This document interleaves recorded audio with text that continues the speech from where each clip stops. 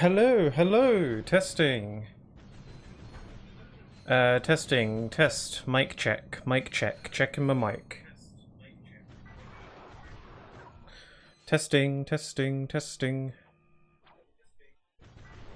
Am I coming through okay?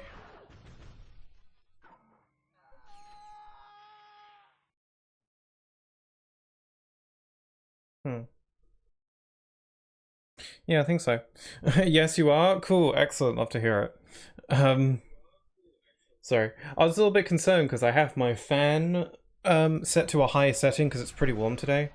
And I was worried that it being too loud might interfere with my mic, because that has happened once before. Although back then I was in a much smaller room and the fan was way closer, so I don't know. But it's pretty warm today. I mean, it's only 25 degrees Celsius outside, but it's probably a lot warmer in this room. And I don't know, it just feels really warm. To the point where, well, for one thing, I have my fan on higher, and I've taken extra precautions. I'm wearing lighter clothing than I usually do. So, I don't know. We'll see how I feel. But hello everyone, welcome. It is... what day is it today? It's Sunday. It's Sunday. So today, I'm starting a new playthrough of Ratchet Clank 2. Locked and Loaded, or if you're outside PAL regions, Ratchet Clank Going Commando. Because it has a different name here for some reason. Yes, you are. 25 degrees Celsius, we have 31 degrees Celsius here in France. That's awful. Apparently, according to the forecast, that we are going to be at 31 degrees tomorrow. So it's a good thing I don't stream on Mondays, because I would not be able to handle that. Yeah, apparently we are going to be hitting 31 degrees tomorrow. Actually, I'm just going to check the forecast right now. Never mind, my phone isn't going to let me. Yeah, apparently it's going to be that tomorrow, so it's a good thing. But yeah, so I'm going to try and take all precautions to stay as cool as possible. But anyway, yes, today is Ratchet Clank 2. So not too long ago, hopefully the volume's coming through okay. Hopefully you can hear me okay. The game should be pretty quiet right now because, like, what we're seeing here is just Ratchet playing games on his TV, so it's not going to be that loud because it's a TV in a TV, you know what I mean? But it should be fine when we get into actual gameplay. But hopefully you can hear me okay. It seems like you can. Also, hi there, Kiwi. Hope you're doing alright, and I hope you're doing alright as well, 13th, and also you too, Bello. I hope you're all doing alright. So yeah, this is Ratchet Clank 2. So not too long ago, I did a playthrough of Ratchet Clank 1. Ratchet Clank is a series of games I really, really, really like. It's up there with Kingdom Hearts. Kingdom Hearts is always going to be my number one, but Ratchet Clank is like a close second or third, depending on how I'm feeling that day. And so I did a full playthrough of Ratchet Clank 1. It wasn't like 100% playthrough, but I got all the collectibles and the gold bolts and all that. So I did like a pretty substantial playthrough. And so I felt like it'd be fun to gradually work my way through the Ratchet Clank games. So yeah, here we are with Ratchet Clank 2, a really good sequel. It makes a lot of improvements from the first game, and I can get into those as we go. Can you handle 4 kids in the house? I don't think I could handle that. This house is pretty small. Why? Is that your situation right now? I'm doing good, playing lots of Tales of Arise. Oh, that's right, you said you got that. How are you liking it so far? Is it good? Because I've heard good things about it. Oh yeah, this game continues the trend of having Ratchet and Clank just be chilling out on the home menu, on like the title screen.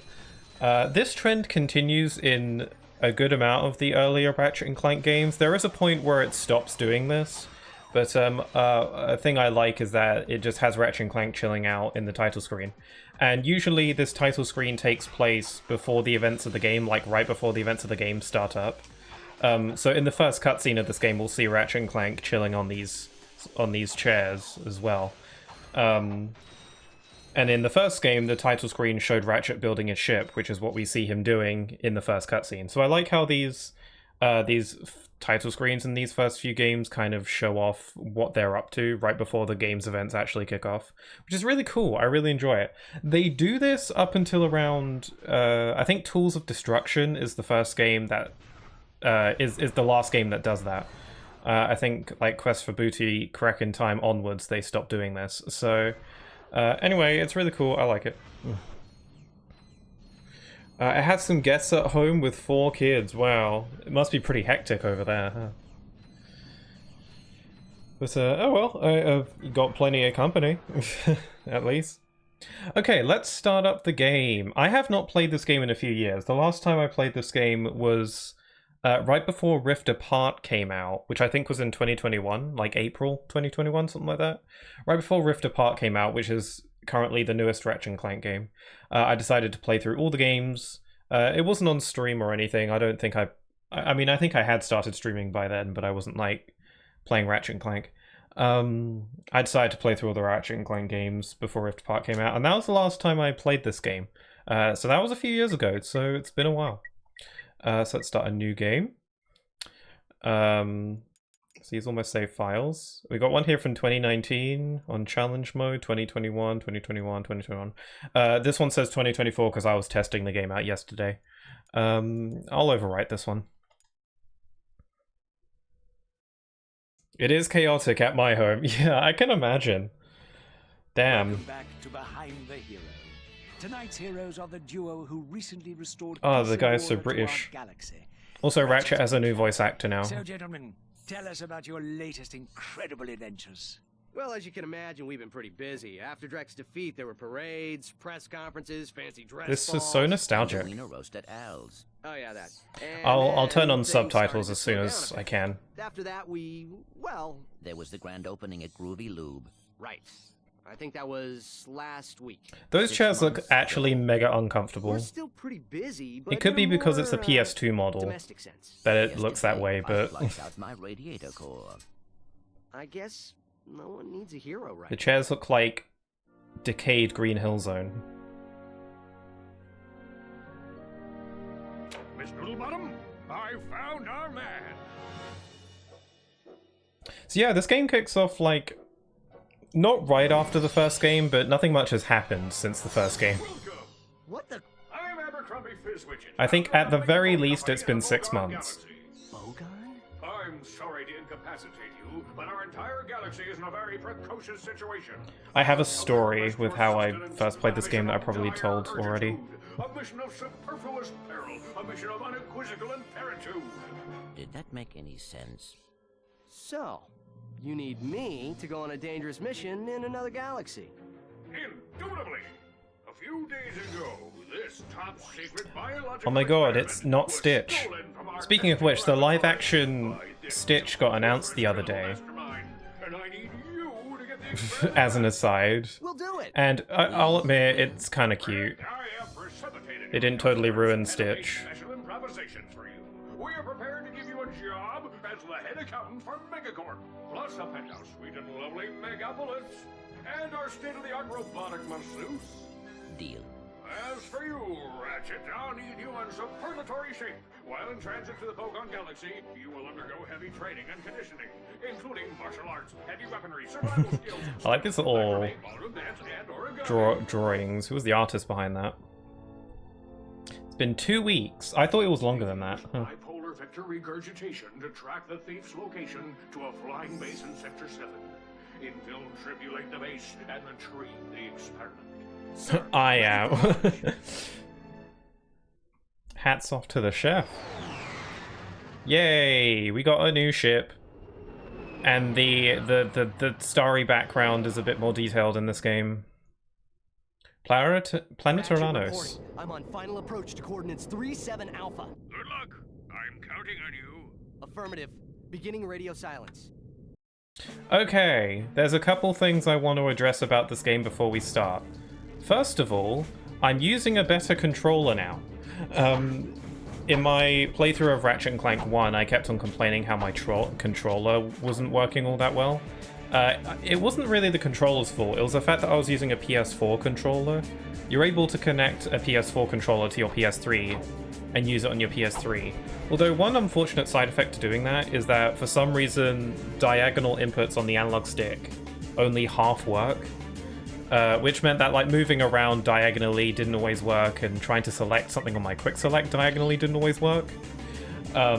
So yeah, thankfully I dug through my like old controllers and I found a working official PlayStation 3 controller, so I can move diagonally and it doesn't cause a problem. I can actually open up the home menu now, which you can't do on PS4 controllers for some reason. So sick, love that, great. I haven't used a PS3 controller in a freaking long time. It feels tiny compared to what I use now, but that's how it be. Anyway, I should probably switch on the subtitles, huh? Okay, apparently subtitles aren't available for some reason. Why is that? I'm gonna switch the camera left and right movement to reverse, change that to fast. Oh wait, no, I have to do it the other way around. Hold on. That reverse, that normal. That's better. Yeah, why are subtitles not available? That's so weird. Anyway, so yeah, this is Ratchet Clank 2. They waste no time with just like throwing you right into it. So in case like you missed what was going on in that first cutscene because I was talking over it a little bit, basically it's been a good amount of time since Ratchet Clank saved the galaxy in the first game, but we're in a new galaxy because that CEO guy wanted us to retrieve that Stitch-looking experiment that got stolen by a thief, and we're on this thief's ship right now to go retrieve it. And yeah, this guy just thought, hey, these two are heroes, let's go hire them to do this instead of literally anyone else. So yeah, we're in a new galaxy now. And Ratchet spent 2 weeks doing training, which I think is reflected in the fact that Ratchet just kind of controls better in this game. Like, his movement's a bit snappier, his double jump's a little bit better. He can move after throwing his wrench. In the first game, you could throw your wrench like this, but you weren't able to move until it came back to you. Here you can throw it and move, which sounds like a small thing, but it's super useful. Also, probably the best addition is that you can strafe now. You couldn't do this before. You could only do this using the thruster pack, but it was super bad because it was slow, heavy, and you couldn't jump while doing it. Here you can strafe, you can move the camera, you can do backflips and side flips to dodge attacks. It's super useful and works super good. For some reason I'm not sidestepping here for some reason. There we go. And yeah, it's super cool. We've also started off with 2 weapons this time. In the first game they start you off with 1 weapon. So here we've got the Lancer, which is essentially just a blaster weapon. And we've also got the Gravity Bomb, which is a big thing that explodes stuff. It's got limited ammo, so I won't use it right now. Yeah, this kind of sets off a trend that Ratchet & Clank games do, where they always start you off with a blaster and a bomb. And select an icon with the left analog stick. Also, another great feature, again, this game just like ticks off like good improvements like dominoes. Yeah, when holding the triangle button to bring up your weapon quick select wheel, the game actually pauses when you do this, so you can like take your time choosing what you want. I think there is a setting to disable the pause, if I'm remembering correctly. Like quick select pause, you can turn it off, so if you want it to be like the first game, you can. But I think that's dumb, so I'm not doing that. Having the pause and the quick select is good, so you can take your time. Press circle to fire your Lancer. Also, the tutorial quick select lady is back, except she's voiced by someone different this time. Yeah, so I said in the first game that the tutorial lady has like an amazing voice. I love her voice. It's not the same person doing the voice this time, probably because we're in a different galaxy, and like in the first game, it was the Gadgetron company where we bought all our weapons and gadgets from. Gadgetron doesn't operate in this galaxy. Instead, we are working with Megacorp. So yeah, different voice, probably because of that. But she sounds fine as well. Doesn't quite reach the heights of the first game's tutorial lady, but she also sounds pretty good as well. So it's a hard act to follow. You gotta admit. What a nostalgic feature. Yeah. It's cool that they had the quick select pause be a feature that you could toggle if you want. I think it's just better to have the pause. I don't know why you wouldn't, but I don't know if you prefer it. Also, I hope the volume's been okay so far. I hope it's not been too loud so you can't hear me. I'm looking at it and it seems to be fine, so... Oh yeah, another thing. I am continuing to play the PlayStation 3 versions of these games. These games are originally on the PS2, but I'm playing the HD PS3 version for like widescreen, HD, 60 FPS, all that pizzazz. Unfortunately, the PS3 versions are a bit buggier. Most of the bugs are visual bugs, though. Unfortunately, Ratchet Clank 1 is probably the least buggy out of the 3 games. It's this game where the bugs on the PS3 version start to rear their head a bit more. One bug in particular that is particularly hard to ignore is the fact in every single cutscene in this game, Ratchet's helmet that he's wearing hovers over his head instead of actually being on his head. So in every single cutscene this happens. That wasn't a problem in Ratchet & Clank 1 because he didn't wear a helmet in that game. But in like most of the games from this point onwards, he wears a helmet, and in these, in the original trilogy, the PS3 versions, his helmet hovers over his head. It's really annoying and stupid, but not much I can do about it. But so we're just gonna have to try and ignore it. But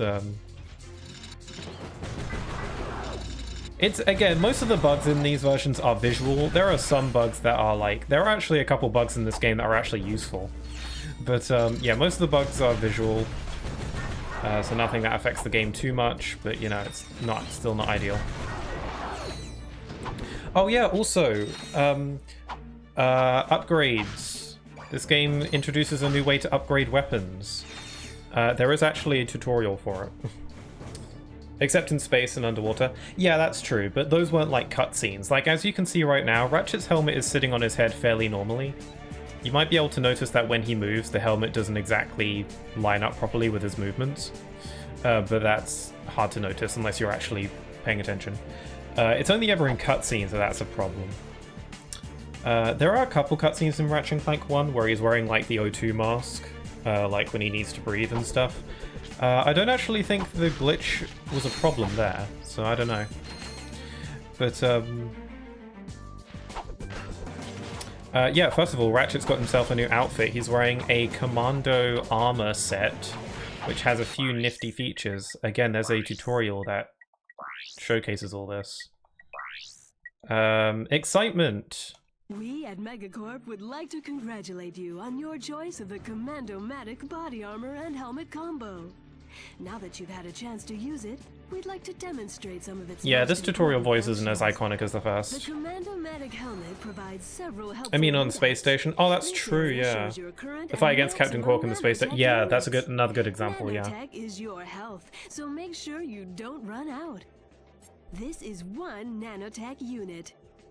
Your Commando-Matic body armor allows you to increase your maximum nanotech significantly. Yeah, this game has a EXP and leveling up.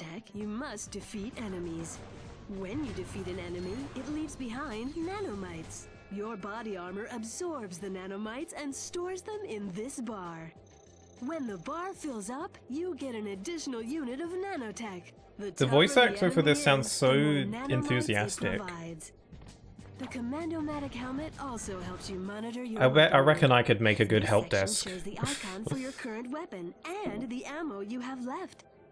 If you defeat an enemy with a Megacorp weapon, that weapon will also absorb some of the nanomites left behind. This bar stores the nanomites for your selected weapon. Yeah, weapons level up in this game. Your weapon will upgrade. You can see the same bar for each weapon in your Also, Clank is in this scene for some reason, which is usually impossible. We hope you enjoy your Megacorp Commandomatic body armor and helmet. Be sure to visit your local Megacorp Weapons Emporium for the latest in destructive technology. I like how they threw that little tutorial video in there. Because why not? Also an AoE attack. Yeah, so let me explain that. So there's a lot of explanations because the game introduces so many new things right off the bat. But yes, this game has experience points and leveling up. In the first game, you could upgrade your health and weapons, though it was through purchases. Like in the first game, you could purchase premium and ultra nanotech from a little vending machine, which will increase your health, and you had to pay bolts for that. And you could also upgrade your weapons by buying gold weapons using gold bolts that you find, as well as regular bolts to purchase the upgrades. But the upgrades weren't that substantial because you could only really purchase them in New Game Plus. They were too expensive for you to realistically purchase in your first playthrough, aside from maybe like 1 or 2. Yeah, this game ditches that format, and instead you level up. So as the lady in the video said, when we defeat enemies, we essentially gain experience points, which level up our health bar, which is at the top there. So we've got 4 hit points currently, but we can level it up. And then also our weapons gain experience points. There's a little red bar underneath where my weapon is at the top left. That's its experience points. So when that fills up, it levels up and upgrades. They only upgrade the one time, unless you're in New Game Plus, in which case they can upgrade a couple extra times. But yeah, your weapons level up as you use them, which is a way better way of doing it than the first game did. It just means that, you know, there's more of a reason for you to use lots of the weapons so you can upgrade them. For the most part, you can still just pick your favorites and stick with them. But I like to play this game. I typically enjoy playing Ratchet & Clank games, giving every weapon an equal amount of love and making sure they all get leveled up. Just because I am a little neat freak and I like everything to be leveled up, so...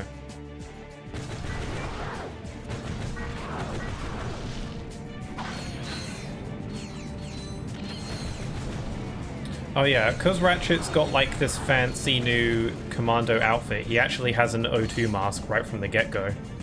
I guess this planet doesn't have breathable air? Either that or like, maybe it's the altitude? I don't know. This doesn't look like the kind of planet that wouldn't have breathable air, but whatever. We have an O2 mask right off the bat now that just equips itself automatically. Which is neat, so that means you don't have to worry about drowning. Drowning is never really a thing past the first game, really. I think, like, the first game and I think, like, the movie game are the only games that have drowning. Or, like, an air meter. All the other games, Ratchet will always come prepared with an O2 mask, so... yeah. Oh yeah, also, something I forgot to mention, 13th said there's an AoE attack. So yeah, when your health levels up when you fill up your EXP bar and you level up your health, there's like a giant flash of light that kills everything on screen. So not only do you get a health level up, but it also functions as a cool AoE attack, which can be a literal lifesaver at times. Especially because leveling up your health also fills up your health. So there are times where you'll be in a really tight spot and you'll just be banking on that big AoE strike when your health levels up. And it's fun because everything dies. Oh yeah, see what I mean about Ratchet's helmet hovering over his head? I see it's time to update my security forces. Whoa, no, hey, no, look, I'm just... Yeah, it's really weird. Transflexor coil. Nice try. It's like they made his helmet just, like, bigger for some reason. How do bugs like this happen? Finish him.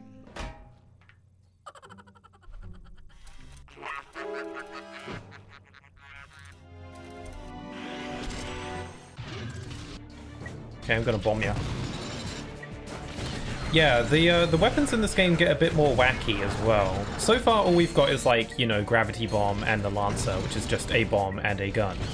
But the weapons get a bit more inventive and crazy in this game.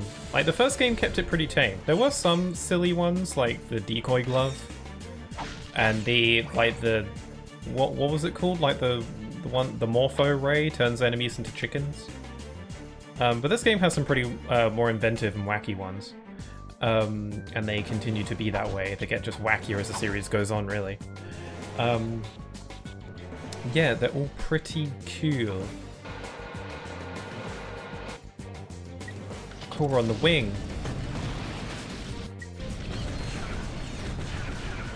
Oh yeah, bolts are gold now, instead of being like silver or chrome or whatever. Like regular bolts are just gold now. Probably to make them stand out more, and to make them look a bit more nice. Thugs for less. If it ain't broke, we'll break it. Right. I'm in the market for some security. You bring the cash, we'll bring the thrash. Good. I need your best men to meet me at these coordinates. Cool. Can I enable subtitles now? No. Why? Why? Do I have to get through like the first level first or something? You're at full health, so you don't need the nanotech. Thank you. Yeah, I could turn off the tutorial voice. They give you an option to do that if you want. But she sounds so nice. Why would I do that? Mod my voice into this game. I would happily like voice over every tutorial in this game. I've said so many times before, but my dream is to be a video game tutorial character. I don't know if my voice is good enough to, you know, warrant such a thing, but I think it'd be funny, or fun, or both. Cash for trash? I think he said thrash. Which is a very... I always thought that was a pretty British term, but perhaps not. You can aim your Lancer more accurately by holding L1. I'm not doing that. I'm not a noob. Yeah, see how good the strafing is? Like, The strafing just allows for more, like, intense combat scenarios, because you're encouraged to get more in there, you know? Really get into the action. Because, like, in the first game, you can, like, hold back and just take out enemies from a distance and be careful. Which is fun in its own way, but this, like, encourages more, you know, action. Really getting into the flow.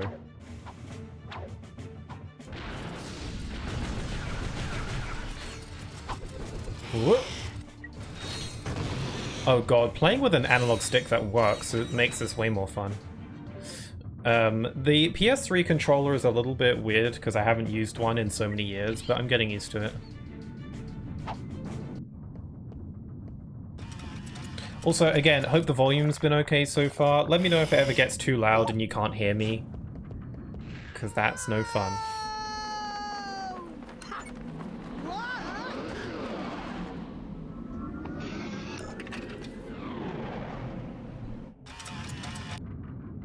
It's very handy.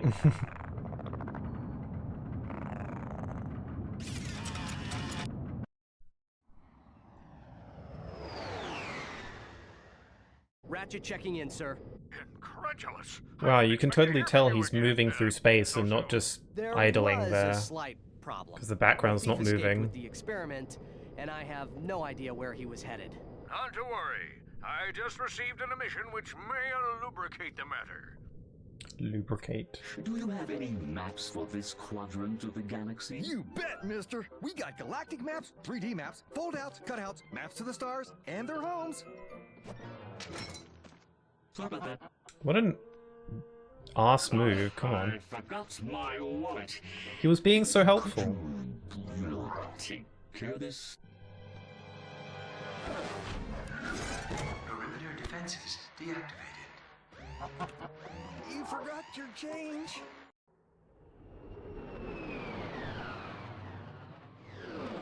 Okay, first official planet, Planet Uzla. This place sucks. You telling me that, like, Planet... What was it? Planet Auxon from the first game was too toxic for people to inhabit, and so Ratchet can even breathe there, but this planet is A-okay? This place looks pretty toxic to me. I don't know. Just because it has, like, moldy sewer water and it's raining and it's all overgrown, I guess that doesn't necessarily mean it's toxic. But still...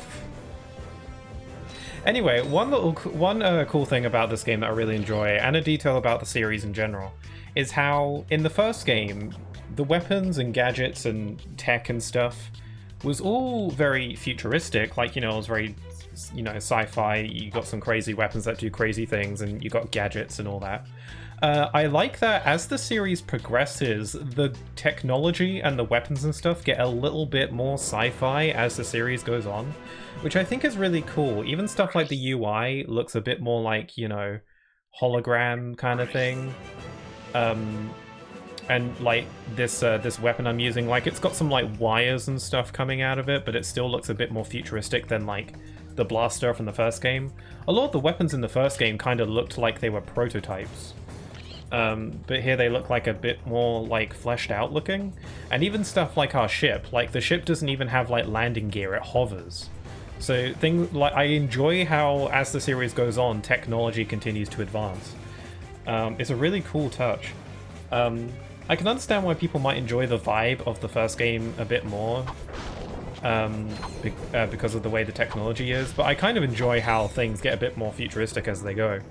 And like in the newest game, things are like incredibly futuristic, so it's really cool. I like it a lot. It's a nice detail.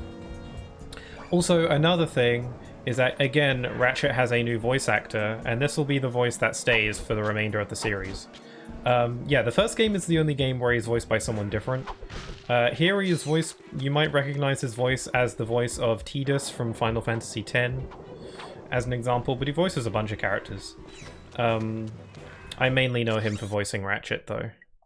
And I like him. I think he's a very good fit for the character. Anyway, I just got a new weapon, the Chopper, which is basically a ninja star thrower thing. So already the weapons are getting a bit more creative and inventive. Oh, that's gone. Oh, that travels far. Did you see that?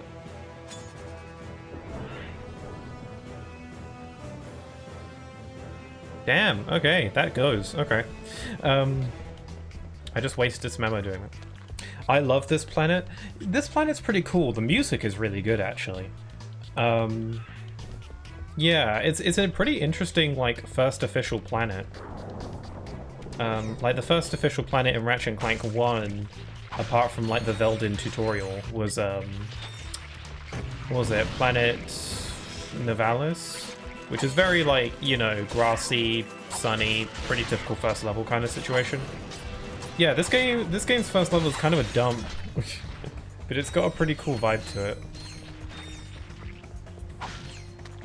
I have a lot of nostalgia over this planet because I've told this story before when I was playing Ratchet Clank 1, but I got Ratchet Clank 2 for my birthday one year. I think it was my 11th birthday. And it was a school day, so I had to go to school, but I remember coming down downstairs really excited because I asked for Ratchet Clank 2, because I had only just discovered that Ratchet Clank was actually a series of games, and it wasn't just the one game. And I was like, oh my god, this is a series? So, you know, I had to have them. So I asked for Ratchet Clank 2 for my birthday, and I got it. I went downstairs, and it was in like a little gift bag that my parents had laid out for me. And I had to go to school that day, but back then I would wake up a little bit earlier so I could play games before going to school. And I just have a very like fond memories of like booting up my PS2, popping this game in, and then playing. Your maximum mana Oh, we just leveled up. increased. Defeat more enemies to increase it further. So yeah, we just increased our health. We got an extra health unit. Pretty cool. And yeah, a lot of my nostalgic memories come from this level because I just have very vivid memories of playing through this level right before school. And then like waiting all day until school was over to come back and continue. It was so cool. I got really stuck on this game on my first playthrough though. I got really stuck like near the like third act.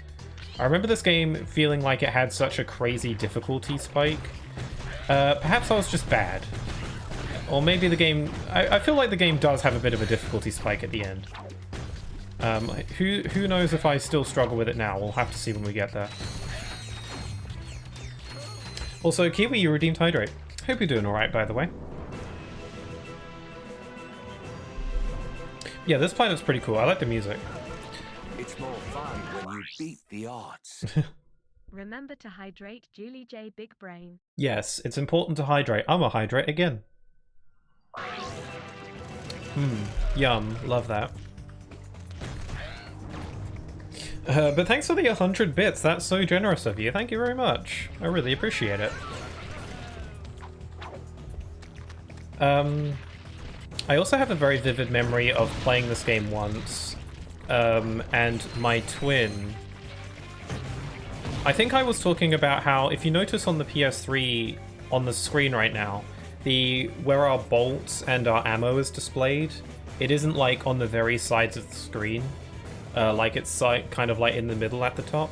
That's probably because the game probably wasn't in widescreen originally, so the heads-up display isn't kind of shifted to accommodate for that. And I remember complaining about it when I was playing this game once, and my sister was in the room, or my twin rather. And I remember I said that the heads-up display not being on the sides of the screen is kind of visually frustrating for me.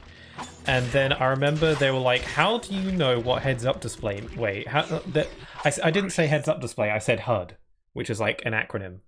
And they were like, do you know what what HUD stands for? And I was like, yeah, heads-up display.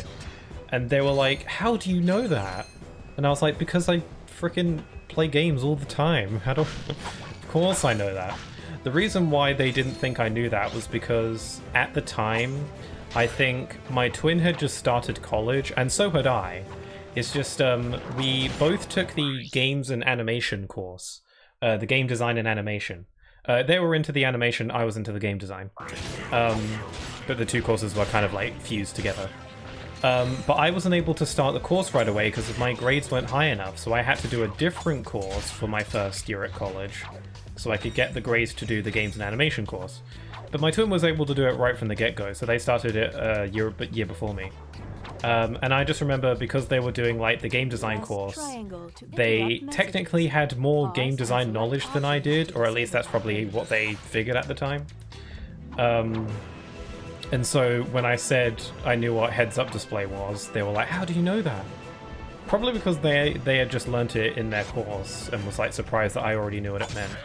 I think they forgot that I'm like a massive nerd. Like they didn't take that into account. I don't know why I started telling that story. I think it's because we had that conversation when I was playing this level in this game once, and so it just sticks out in my mind because of that. No doubt about that. Yeah, so I know what heads-up display meant. In case my story doesn't, you know, clear it up, heads-up display is like the, you know, the menus that appear on the game when you're playing, like my health, my bolts, my ammo. That's all considered the heads-up display. You know, the info during gameplay that tells you stuff. You know, like your mini-maps and stuff. That's what heads-up display is. Which, you know, isn't, like, crazy, like, oh my god, no one knows that.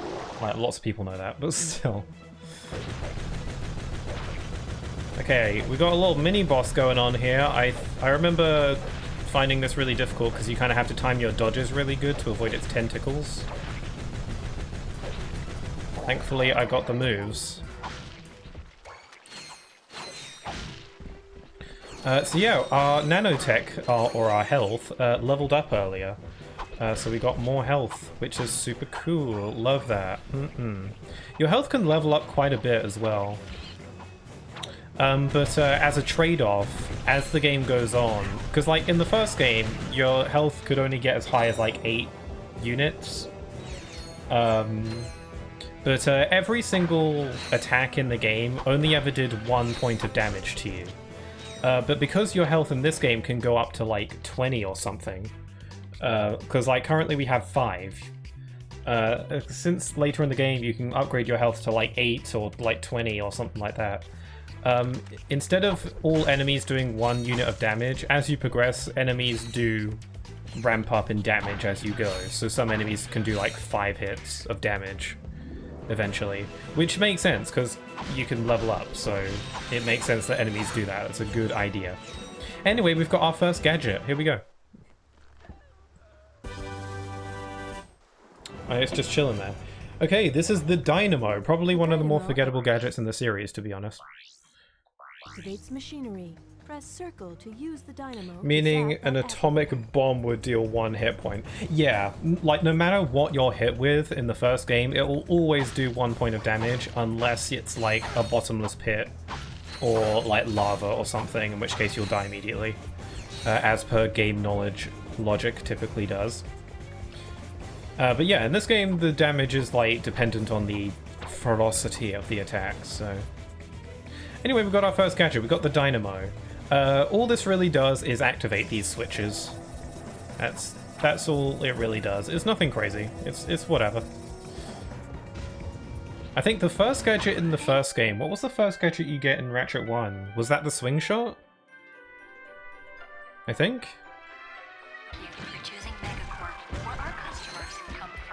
Oh yeah, so right now we're exploring like an abandoned Megacorp facility factory thing. I think this is a shopping center. But yeah, anyway, just as a recap on what the story is in this game. So Ratchet, not Clank, has been hired by Megacorp, which is a corporation that deals in basically everything. Weapons, gadgets, vehicles, all sorts of products. They essentially own this galaxy. So Ratchet and Clank has been hired by the Megacorp CEO to track down their experiment, the little Stitch-looking creature, fuzzy thing, because it got stolen by a thief. And so Ratchet and Clank have just been hired to figure it out. Actually, only Ratchet's been hired. Clank has been hired by Megacorp as well, but just to be like, you know, work at our company and we'll give you a penthouse. Ratchet's mainly been hired to be the field guy, because Clank isn't about that. So yeah, that's the story as of now. We're just trying to figure out where the experiment is and try and find the thief and bring him to justice. That's the sitch. To center the camera.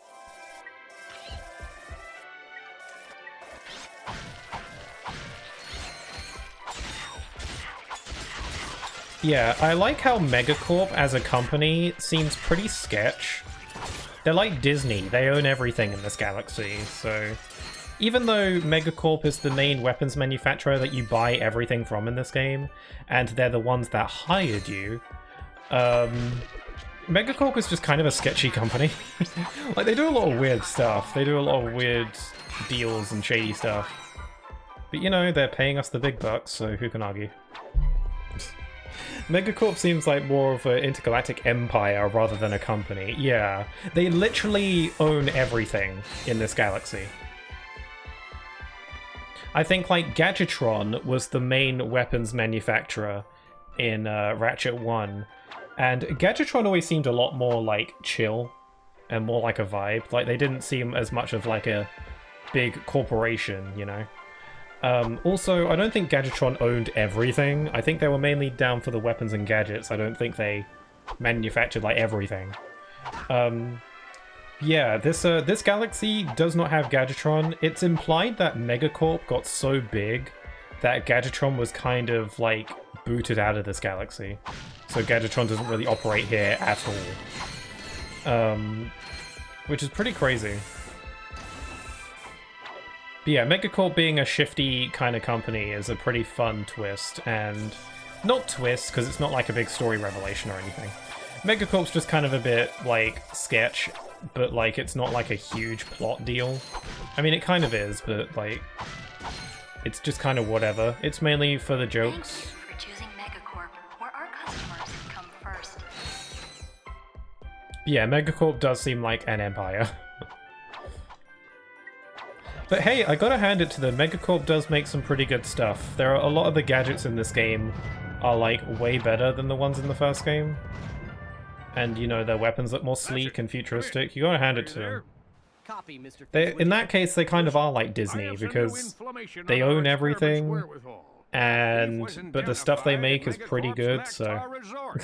Also, the thugs have towed a moon-sized jamming array into Mactar Resort orbit. Should I take it out? Affirmulous!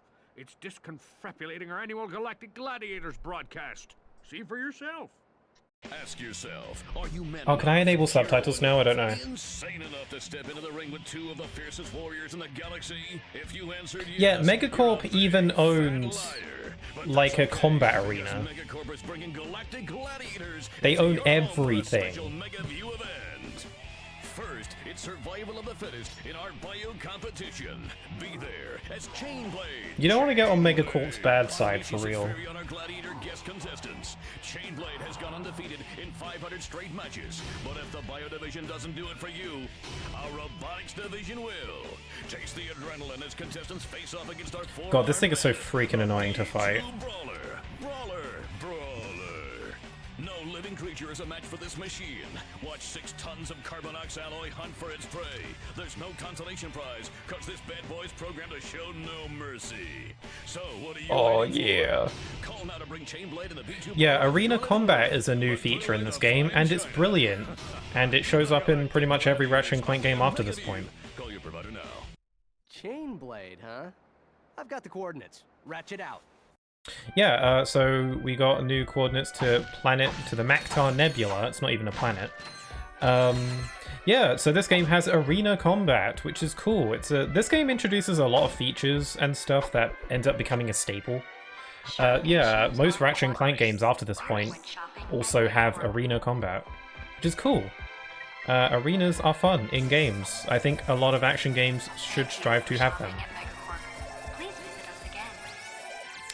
To view missions still available, press select. But yeah, this game operates under the same like kind of design as the first game, where most planets are laid out in a way so that you start in like a central area, and then there's like multiple paths that you can take, and you've got a map to show you stuff. And you're encouraged to go down one path, which usually loops back around to the starting area, so you can either leave or you can go down the other path and see what you find. It's mostly recommended that you try and do everything in a planet before moving on, so you don't have to backtrack quite so much. A lot of the missions, some of the missions are optional, but the game doesn't tell you which ones are, so you should just kind of do everything before moving on. Because you never know what cool thing you might find. Even if it's optional, you might get some cool gadget or doodad out of it. And also fun video games, so content. I should probably... No, I'm fine.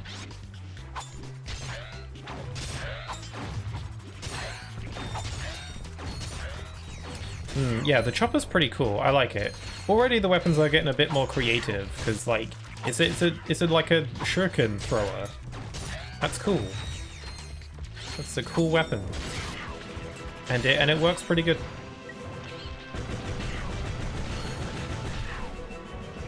So yeah, I like to even out my weapon usage to make sure that all my weapons kind of level up at around the same pace. Because once I have a weapon that is... And you could consider this kind of like a problem with the game. I don't really consider it a problem, because it's mainly just a thing that's derived from how I play. But whenever a weapon of mine upgrades and it's leveled up, I will probably never use that weapon ever again. Because why would I... Because essentially, if I use a weapon that's already fully leveled up, I'm basically wasting experience points on a weapon that's already fully leveled up, so why would I use it? Because only the weapon that you're currently using gets experience points. So basically, when a weapon fully levels up, I'm probably going to ditch it forever. But that's just kind of how I like to play. A lot of people will probably just find their favorites and stick with them. Which is probably how you're intended to play, kinda, maybe, I don't know. But I just like leveling up everything, because, I don't know. I enjoy doing that. I don't like experience points going to waste on a weapon that's fully upgraded already. Ratchet Clank 3 kind of introduced an extension to the level up system that kind of fixes this a little bit, by making it so that weapons upgrade more than once. In Ratchet Clank 3 and onwards, weapons level up to level 5, at least on your first playthrough. In this game, there's only one level up for each weapon, again, outside of New Game Plus. Yeah, Ratchet Clank 3 makes it so that every weapon levels up 5 times, which means that it takes quite a while for your weapons to fully max out, so you're never gonna find yourself wasting XP on fully upgraded weapons quite as much. But yeah, as of right now, weapons only level up once, which is still great, because, you know, you can still use the upgraded weapons if you want. And I probably will from time to time if all my other weapons run out of ammo, or if I'm in a tight spot.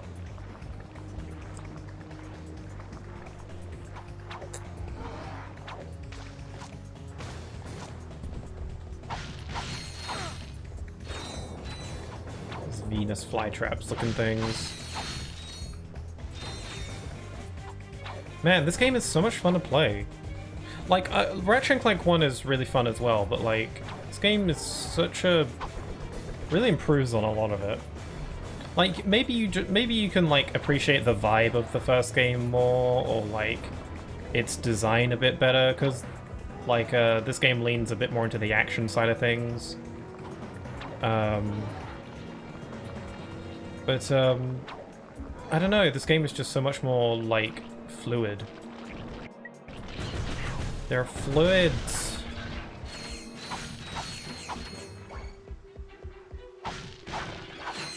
I don't want to be here. I want to be over there.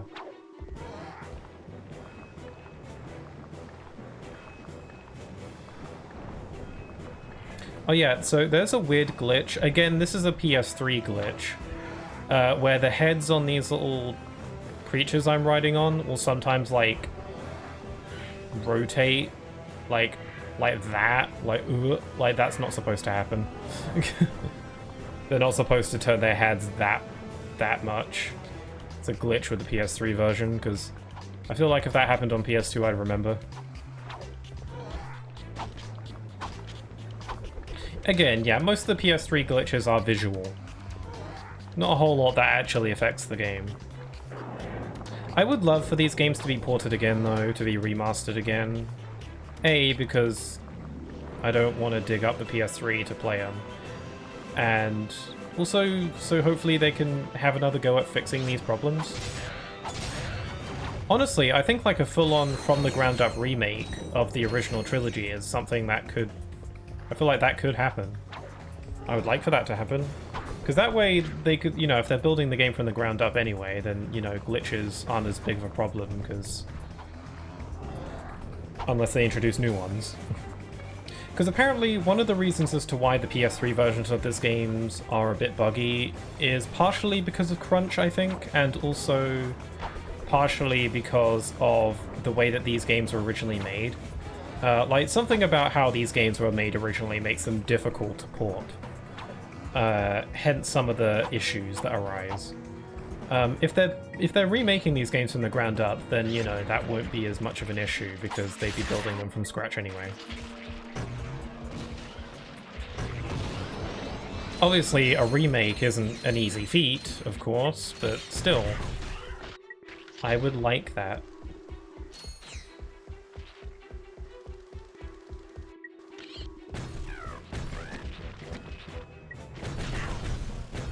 One thing about remaking... like, I think remaking Ratchet & Clank 2 and 3 would probably be fairly simple, because a lot of the design of 2 and 3 are stuff that still persists in the newer games to this day. What's interesting is, if they were to remake the first Ratchet & Clank, how would they do that? Because the way Ratchet & Clank works is quite a bit different from the rest of the games, because... you know, Ratchet & Clank 1, it doesn't have the weapon upgrade system, or the health upgrades, or, you know, the strafing and all that stuff, a lot of the quality of life stuff. So if they were to remake the first Ratchet & Clank, would it be very faithful and it wouldn't really be changed all that much? Or would they incorporate the leveling up the weapons and the strafing and the all that stuff? Because the game wasn't really designed with that stuff in mind, really. They would have to rebalance the game quite a bit to accommodate for it, I think. I don't know. I think it would be a good idea. I don't know. I forgot to put on subtitles again. If everyone could take their seats, we can proceed with today's demonstration. Every time I hit a cutscene, I'm like, right, subtitles. Volunteer. Anyone? Excellent. Your name, sir. I think this guy is crazy.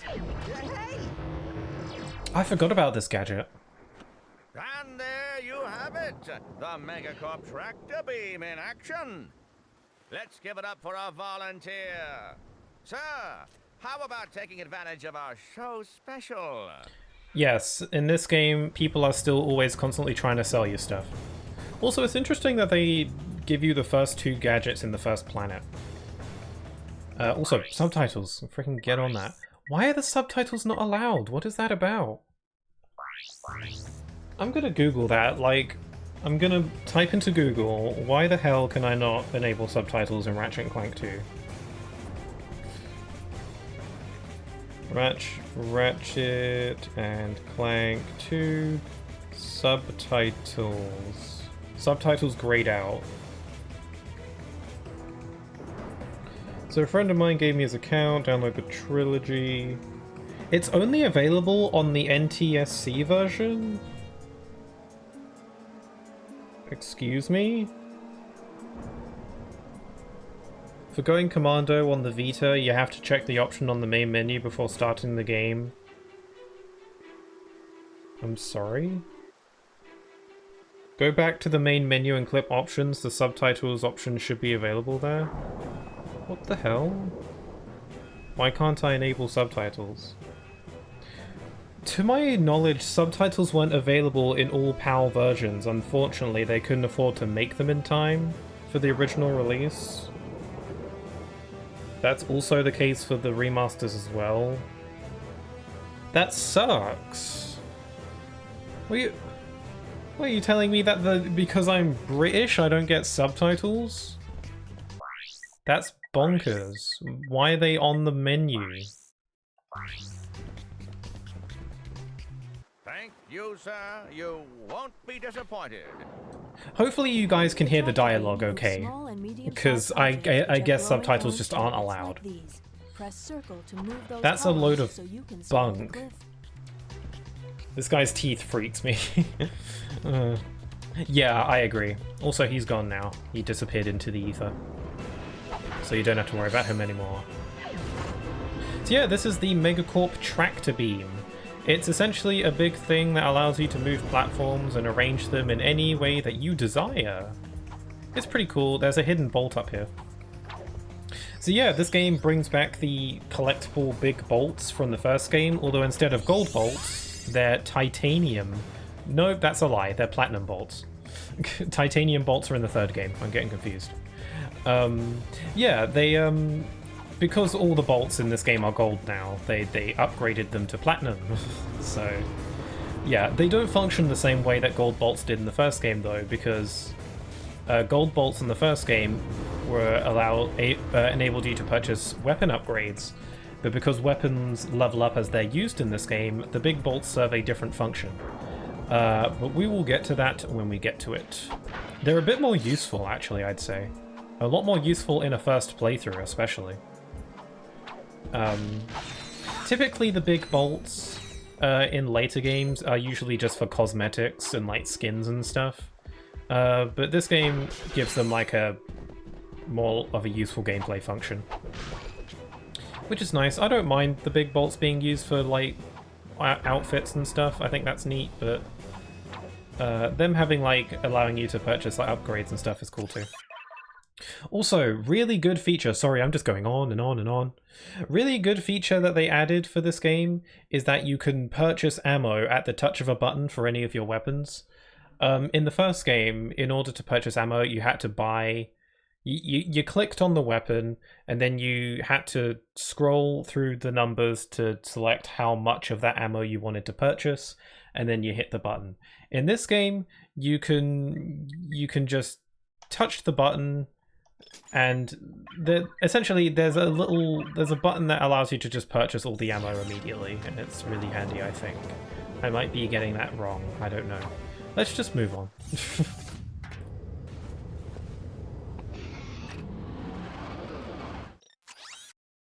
Okay, let's go to the Mactor Nebula. Mactar, whatever. It's a place, I think it's like a casino. Oh yeah, Clank is chilling in our new apartment building. I wonder what Clank's job actually is. Because Clank's been hired by Megacorp, I think as an accountant or something? Clank's pretty smart, so... I said. I got grabbed. He got snatched. I find it funny how Clank has a bit of like squash and... Did that say Wapash Nebula? What the frick? Oh no, I forgot about the ship combat. Oh. Fucking sucks, bro. I don't like ship combat in this game. I don't like ship combat in most games, frankly. Yeah, I don't like it in this game. It's weird. It's disorienting. The ship's controls are really loose. Like, it's like, whoa. Is there a way to, like, change the controls? No. Like, okay. Yeah, you mainly just have to shoot down ships and not die or whatever. I don't care much for it. It's whatever. It doesn't show up too frequently, thankfully, but I don't care much for it. This is why I don't think I could ever get into games like Star Fox, because I don't typically enjoy ship flying segments in games, so why on earth would I want to play a game where that's all it is? I'm sure Star Fox is more fleshed out or whatever, but I don't know.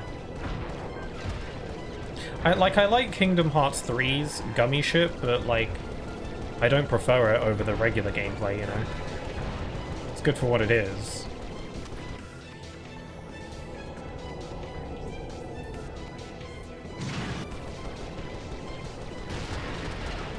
Oh yeah, so early Kiwi said that guy's teeth freaks them out.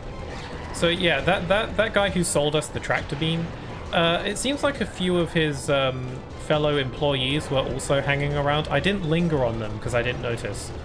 But yeah, while we were hanging around on that like swampy planet just now, a few of his the other Megacorp employees can be found in that planet, and you literally watch them die. I didn't draw attention to them because I forgot. But yeah, they get eaten by creatures or like sink in the swampy water and stuff. You literally see them die. It's pretty fun. What the hell's that? Oh, ammo. Yeah, you can see them die and stuff. Proceeding to the Maktar Nebula. Pretty wild. I'm gonna fly into the sun.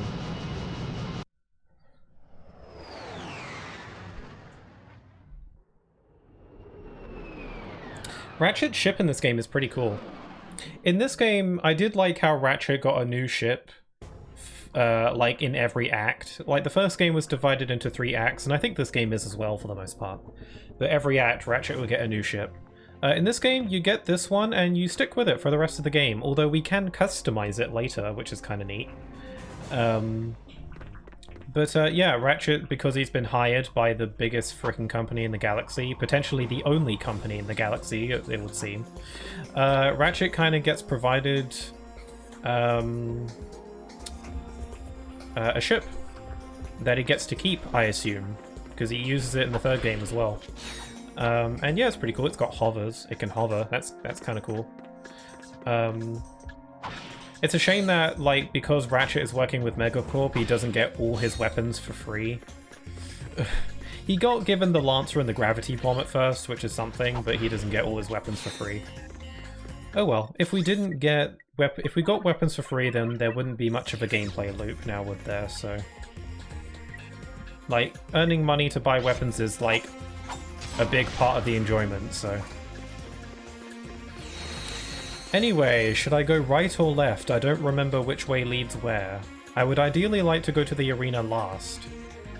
I don't know which way leads to the arena. I think it's left, so I'll go this way.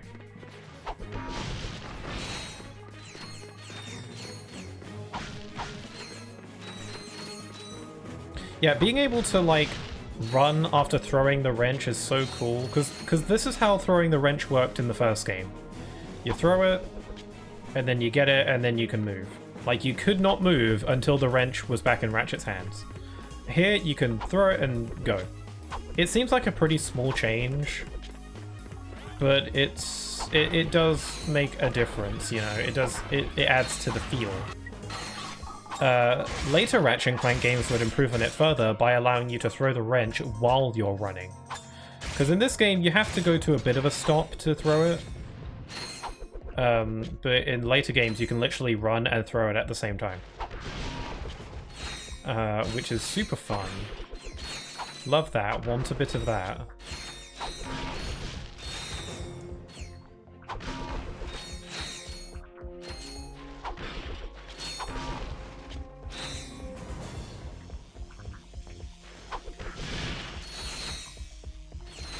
Okay, we got some more stuff for our tractor beam.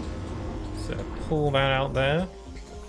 The tractor beam's a pretty fun gadget. I don't think it ever makes an appearance in the series past this point.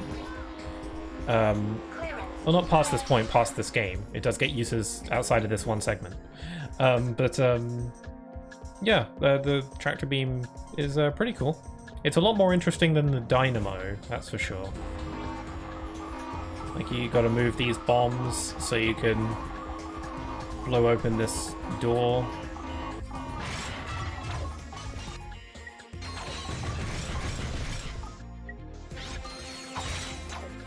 I don't think I've been hit, like, at all in this game yet. Correct me if I'm wrong. I don't think I've, like, needed to heal. It'll happen at some point for sure. I've played this game a bunch. I think I played Ratchet & Clank 1 more than this one, though. Because there was I've said before, but there was like a time where I didn't realize that Ratchet & Clank was a series of games. I thought it was just the one.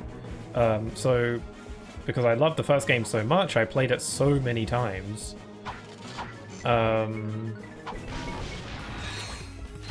So, you know, I think I played the first game more than any other. Also, another PS3 glitch, this like white display thing here, it's not supposed to be white, it's supposed to be metallic. That's another PS3 texture glitch. So, you know, just ignore that. Oh crap. Eh.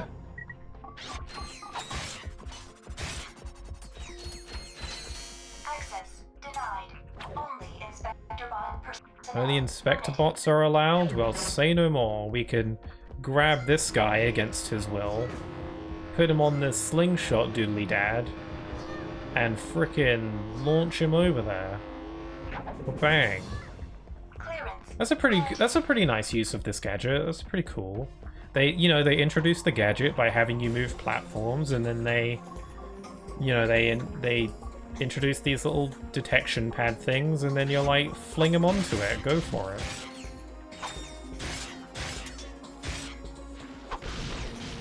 Man, I bloody love this game. Although, that being said, like, I think my favorite game in the original PS2 trilogy is probably the third one. I think Ratchet & Clank 3 is one of my favorites, for sure. It's my favorite out of the original trilogy. So in other words, this trilogy just gets better as it goes, for me.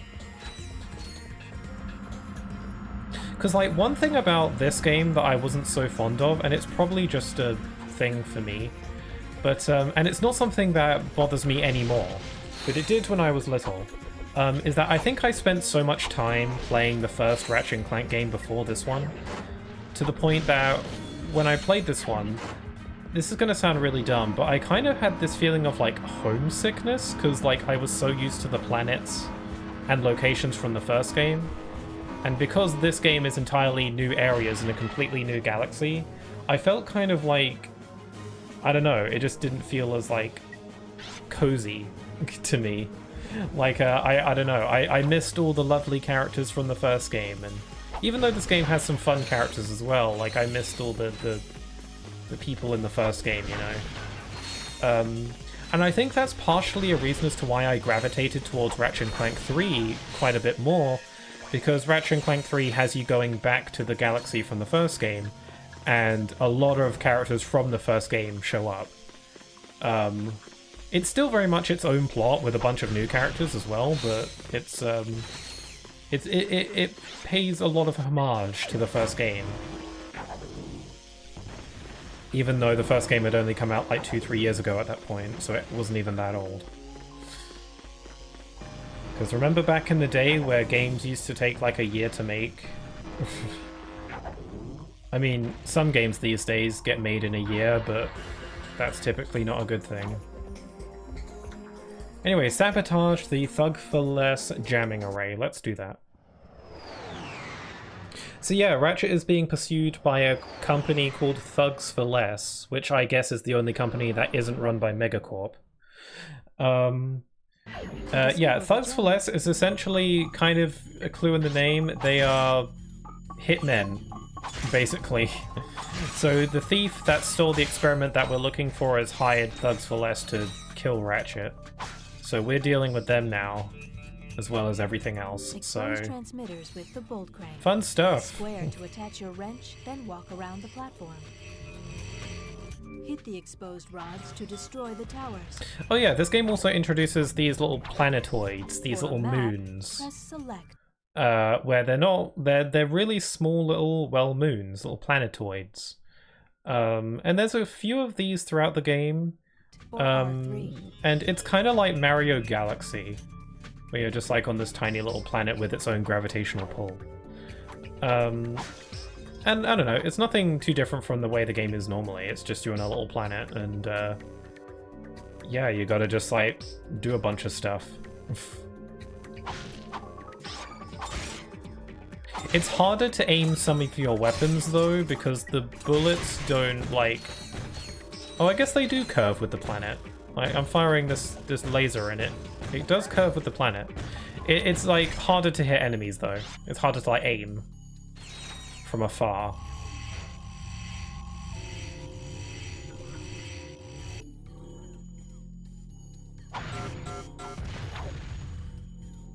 Okay, we gotta take out these little tower doodads. I don't exactly know why. Like, this is called a jamming array, so I'm assuming it's like jamming signals or whatever, so... Or other sci-fi stuff, so we gotta like take them out, because it's messing up TV or something, I don't know. Also, one thing about the this game that I like is it seems like the distribution of bolts is a lot more generous. Well, not generous, but it's like it feels a bit more balanced. Like, you still need to use bolts to buy stuff in this game, but it feels like bolts are a little bit more plentiful. I don't know, it feels like it. It's something that, like, the series, like, ramps up a bit more as it goes on. But, I don't know, it never feels like stuff in this game is too expensive. Especially because there are other ways of earning bolts in this game. There are, like, mini-games and, arena combat that you can do, and that allows you to earn more bolts. So you can get some extra dosh. You can get some extra dough by going the extra mile, and as your reward you get to buy more stuff. Which is cool, isn't that good design? I like having stuff. I like stuff. Stuff is nice.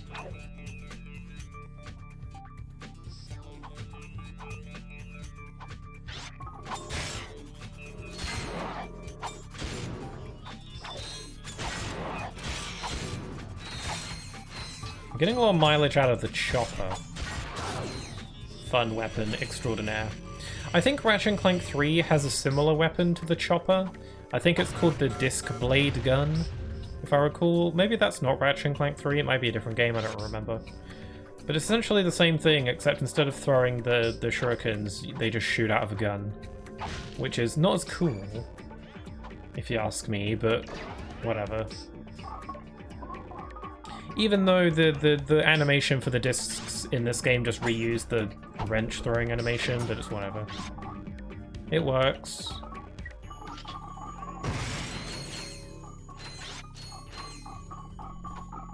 I like these little robot dino things, they're pretty cute.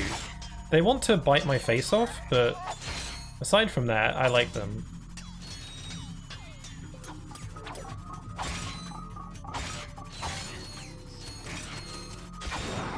Oh yeah, so in this game you have the wrench. You know, as before, you can use it, and you can... It's like a... The wrench is nice as a last resort, like if all your weapons run out of ammo, you can use the wrench. The wrench doesn't get as much use in this game because, like I said before, I'm not going to use a weapon like the Omni Wrench to kill enemies because it doesn't level up. So I'd be kind of like wasting XP on a weapon that doesn't level up. So I never use the wrench for combat in this game. Like in the first game, it was good to use the wrench every now and then to deal with smaller enemies, because that way you could save your ammo for the bigger enemies. But because I want to level up all my weapons, I don't ever want to use my wrench to hit anything in this game. But, you know, the wrench is still good for hitting, like, switches or destroying crates, because, you know, it doesn't use up ammo, so it's good for that. Also, again, the wrench is good as a last resort if you run out of everything. Yes, the wrench is your trusty tool. Also, where is the final jamming thing? Where's the final jam? There it is.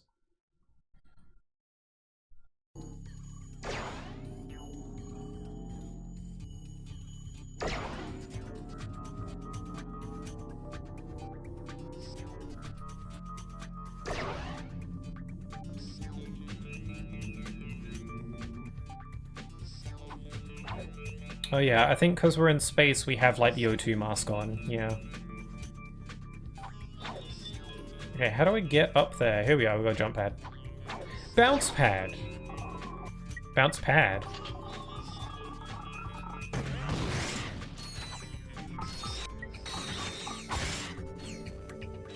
So yeah, none of my weapons have upgraded yet because I'm really trying to distribute the XP so that they level up fairly evenly.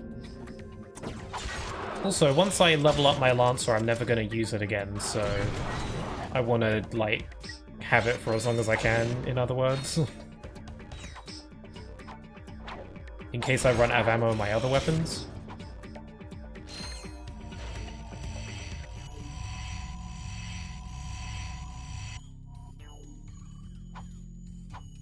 I'm just noticing that the analog stick on this controller is a little bit, like, for lack of a better word, sticky. I feel like it gets, like, stuck a little bit. It appears the thief is now under the protection of thugs for less.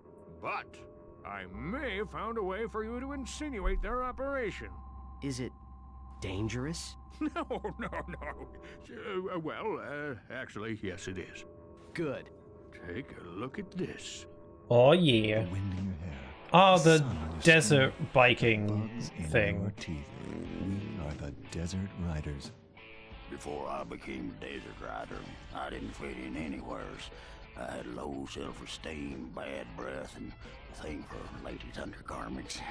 But these guys understand me. Really He seems nice. Yeah, I'm just here for the bake sales. Oh yeah, I also make these cute gloves for all the guys. So if you've got what it That's takes, nice. use this temporary membership to enter the most grueling hoverbike race in the galaxy. Win it and become one. Oh, I was always upset that we couldn't wear that helmet for reals in the game. Desert Riders all use Megacorp bikes, so I just had to pull a few strings. Contract me as soon as you get more indignation. Fizz Widget, out. So yeah, this game has hover biking. In the first game there was hoverboarding, which is, you know, more typical sci-fi futuristic stuff. This game has hover biking, which is kind of similar, except not really, except it is a little bit. It's still like racing on a hover vehicle, but like the hover bike in this game feels more like a kart racer than the hoverboarding from the first game, if that makes sense. Like you got like power-ups and, you know, the whole shebang. Okay, I'm out of ammo.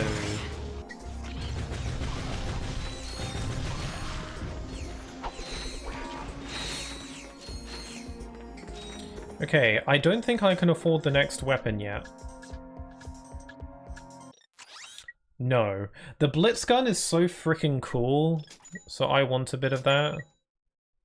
Oh yeah, so what I was saying about the ammo before is that in the first game, to purchase ammo, the counter would start at 1, and then you had to like tick through the numbers to get how many ammo you want. But in this game, it just like, it gives you the max amount right off the bat, so you just have to press the button once. Which sounds like a small thing, but god does it save time in the long run. Like the time it spends to tick through the numbers to select your ammo, you know, that wait time adds up It's freaking annoying. So, great. Ratchet & Clank 3 actually improves on it further and just has a universal, like just a full-on replenish all your ammo button. You still have to pay for it, so if you can't afford it, then, you know, sucks for you, but I think like Ratchet & Clank 3 just has a click this button to buy ammo for everything, which is great addition, love that.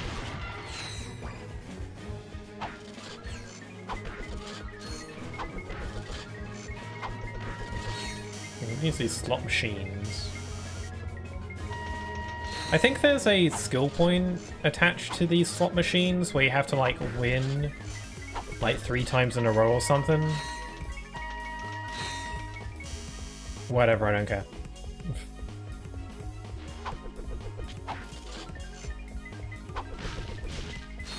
That's gonna blow.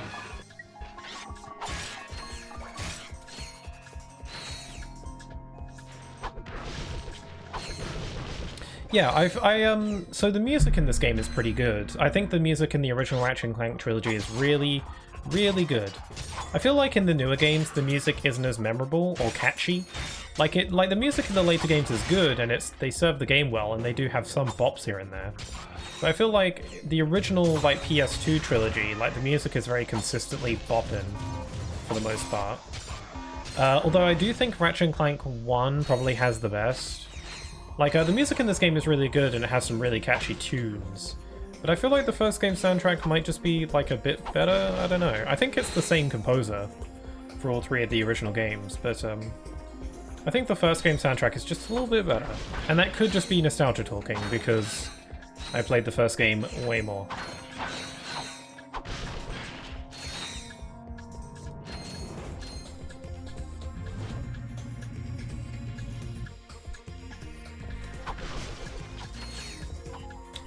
Okay, we got ledge grabs. Grab ledges if you jump up to them. To pull yourself up, press X. To drop down, press R1. Ledge grabbing is something that's rarely needed, or like shimmying across ledges, I mean. I'm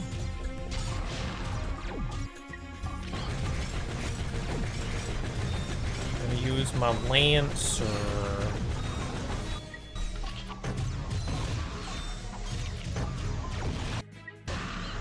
I don't know why the blaster weapon in this game is called the Lancer. I don't know what Lancer is supposed to mean. I'm sure there is a reason. I'm just not enough of a sci-fi whiz to figure it out. You're all dead. Oh, did you see how cool that was? Wait. My disc was like ricocheting up the wall. By jumping toward a wall that and was so pressing cool. X again as you hit it. I can't emulate it. Anyway, there's a thing up here. Also, Clank is still not with us yet.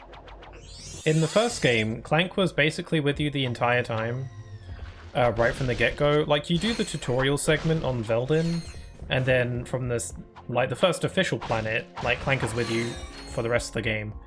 Although he can't come with you to Planet Altanus, because that's a Ratchet-only planet, but otherwise, Clank's always with you. In this game, you're playing as Ratchet for a good portion of the beginning, like, of the first act before Clank comes into play. Because, you know, Clank isn't... He doesn't want to go on dangerous mission. He wants to chill out at his house. I don't think that's too out of character for Clank, though, because in the first game, Clank was very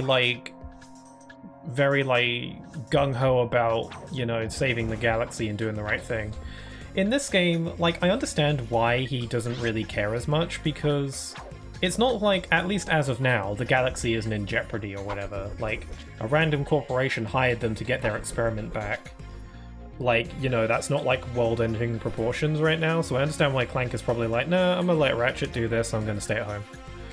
Clank doesn't have any personal stakes in this. Like, usually he's willing to do the right thing, even if he doesn't personally gain from it. But again, like, this isn't like a serious situation as of now.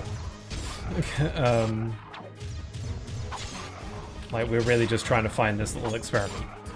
So I don't think it's out of character for Clank to not be here. Because, you know, he probably just wants to chill. He's definitely benefiting on what Ratchet's doing, because as like a reward for taking the job, Ratchet and Clank get like a new apartment and a job at Megacorp, which is cool, and Clank's just totally like benefiting off that right now. But I don't know, I think Ratchet's okay with it. Because all Ratchet really wanted to do was go on some kind of dangerous mission, because he was bored. Like like Ratchet's all about blowing stuff up and all that. So I think Ratchet's pretty okay with it. He just wants some excitement, which is consistent with his character. Because like the reason why Ratchet wanted to leave his home planet in the first game was because he just wanted to get out there and, you know, explore and do something interesting and have adventures and crap. So, you know, him wanting to like go out here and accept a dangerous mission to find an experiment is pretty consistent with his character. Although, one thing about Ratchet's characterization in this game is that he's significantly less of a hothead. In the first game, he would like lash out at people, and there was an entire like part of the game where he hated Clank. And I went into that last time.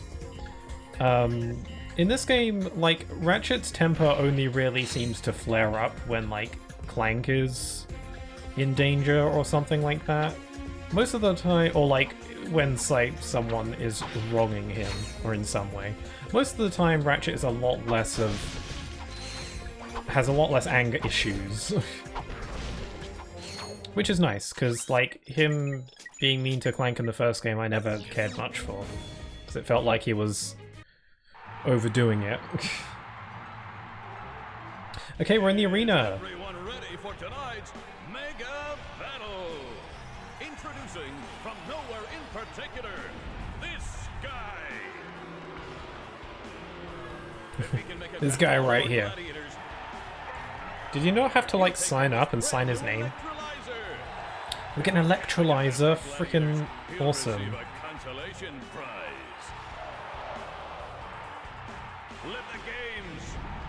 Look at that crowd, like they're waving. I love that silhouetted crowd. Pretty cool. Yeah, so one thing about the arena though is that as a way to like balance the level ups and stuff, the amount of XP you get while fighting in the arena is significantly reduced. You still gain XP, but it's significantly less than you do outside. Which is probably a good idea. I can see why they did that. Because you can, like, fight here endlessly if you want. So yeah, Arena. Good feature. Love it a lot. Also, there's an announcer. I like the announcer. I think every arena in the series has an announcer. And who doesn't love a good arena announcer? I do. I would be a terrible announcer for an arena, because I'd be like, oh my god, he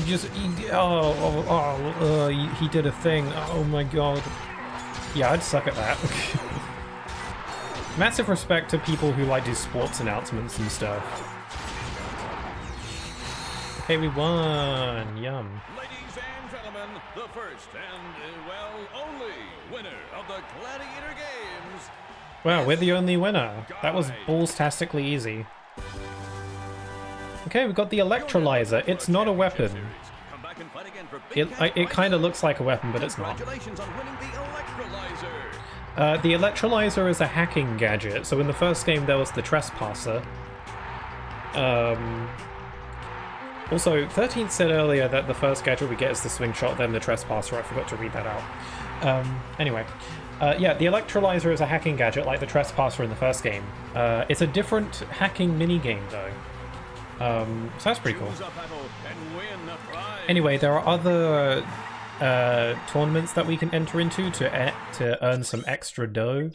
So I'm probably gonna do some of these just to get the extra money to afford more things. I can redo the battle for the electrolyzer, which I just did, but the prize is reduced if you do that, so it's better to just do all the new ones, so... Usually it's just fight through waves of enemies until you win. Some of the tournaments or like challenges have different gimmicks, like here there's like a lot of stage hazards that we have to avoid. Other times it's like win the battle using a specific weapon only, or you know, win without getting hit, that sort of thing. So, yeah, pretty cool. It's pretty crazy how like unchanged arena combat gets in later games, because like in the newest game, Rift Apart, the arena is basically not too different from how it is in this game. Like, obviously the challenges are different, and, you know, there's different weapons and some different mechanics in the game in general. But arena combat is something that's fairly consistent. Mainly because, like, how do you innovate on this, you know? They add in some, like, different kinds of challenges here and there, but, you know, it's arena combat. You know, why mess with perfection? They got it pretty good the first time around.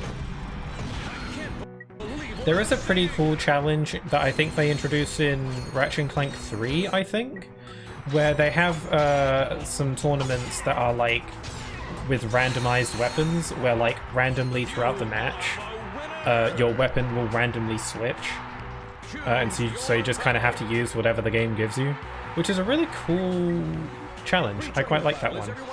I kind of wish that that was like a mode in the game for the entire game, like randomized weapons. That sounds like fun. Okay, we got Chain Blade. This guy's not too difficult to deal with if you just dodge the attacks good.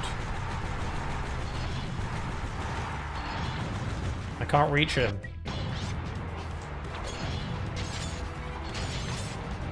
My discs can get him.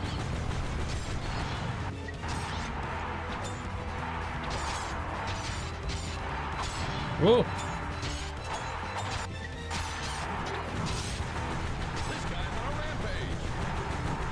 Yeah, I like how they always just call him this guy instead of Ratchet, because I don't know his name. I guess there was no sign-up sheet. I guess Ratchet just kind of walked in here.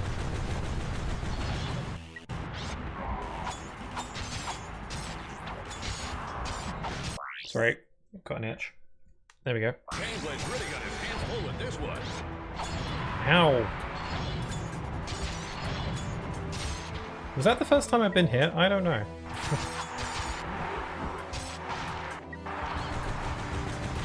I'm just super good.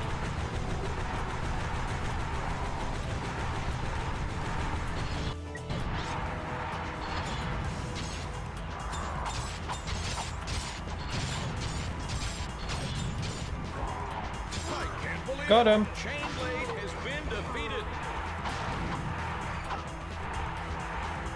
Give me them bolts. He's only got 10 bolts on. I win 4,000 for the thing though. Yeah, because we won that, I now have enough money to purchase the Blitz gun. The Blitz gun is basically just like a really explosive shotgun. It just like explodes stuff in front of you. It's pretty cool. Let me buy that. Most Ratchet & Clank games have some kind of variation on the Blitz gun. There's always like, you know, every Ratchet & Clank game has like a bomb weapon or like a blaster, and most have like a Blitz gun or like some kind of shotgun. And they're pretty much always fun.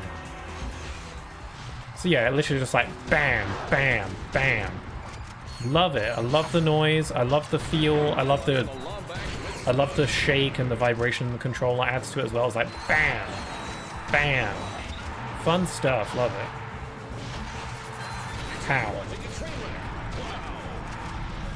I also like how Ratchet has to like reload it, like he goes every time he uses it. That's a cool animation detail.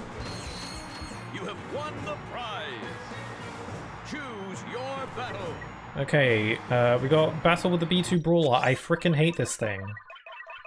It's annoying to fight. It's kind of just difficult to avoid some of its attacks, like, These lasers are whatever, but it'll do this thing where it'll like spin, and it's really hard to avoid its spin attack. Yeah, it's doing this. It's like it'll eventually close in on you, and it's really hard to avoid. I'm saying that, but I'm avoiding it flawlessly right now, so forget what I said. I'm apparently really good. Like it's getting a bit closer, and it's just kind of hard to get around it.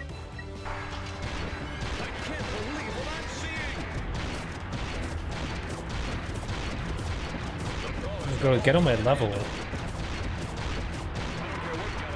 Oh, I got hit. Never mind. My hubris. There we go. Yuck, brain. I'm a winner, yes. Okay, we've got the time challenge, kill 60 enemies in 60 seconds. I should be able to manage. Oh, okay, we leveled up. See, when we level stuff up, it just does a big screen nuke that kills everything. So you can sometimes luck out and just have that happen. Like, the health level up is cool and all, but, you know, big explosion that kills everything. That's where the money is.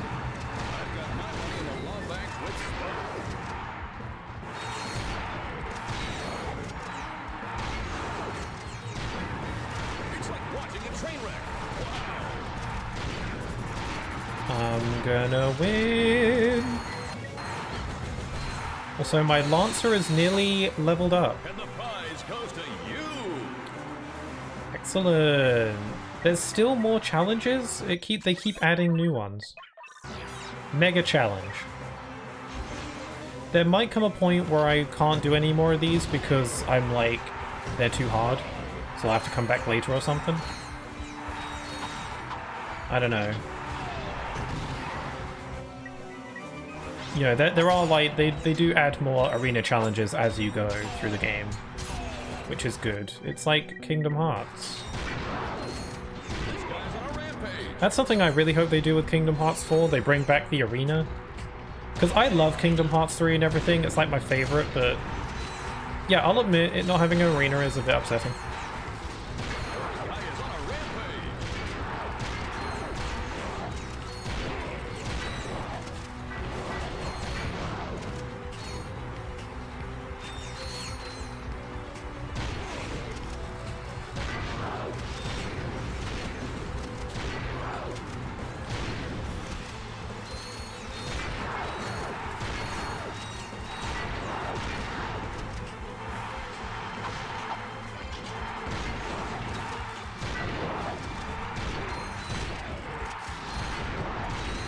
Sorry, I went silent there because I was having a conversation with myself in my head that I didn't want to have out loud for some reason.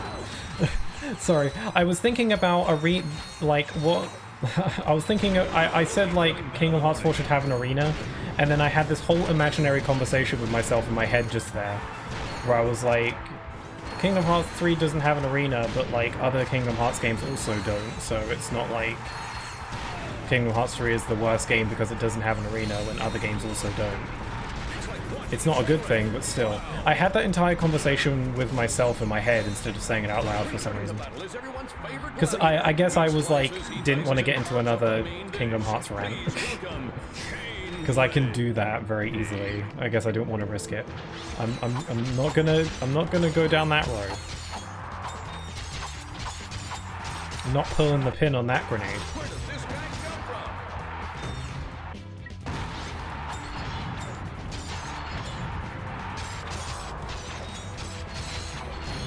One handy feature about these arenas is that like enemies drop bolts as you kill them, just like outside.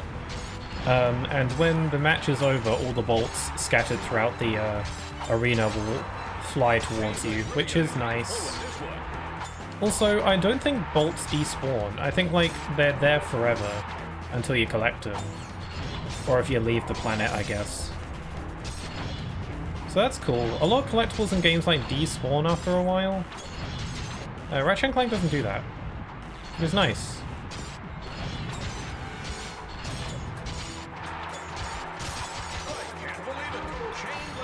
You're dead. Give me your monies. Congratulations on winning the Mega Challenge. Now we've got the I'm gonna sneeze. Excuse me. Also, I forgot that I have some mini cocktail sausages to snack on.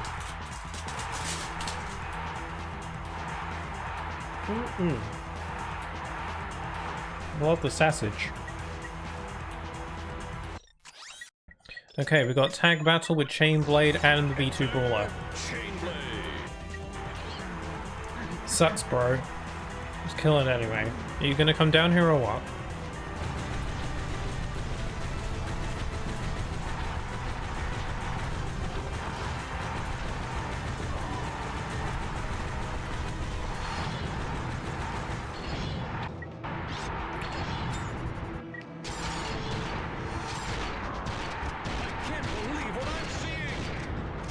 Most of my weapons are almost ready to level up, so I gotta use my blitz gun a bit more to even stuff out. Because if all my other weapons level up, then that means I'm stuck with just using the blitz gun. If I want to, like, not waste XP, so I kind of have to even stuff out a bit more.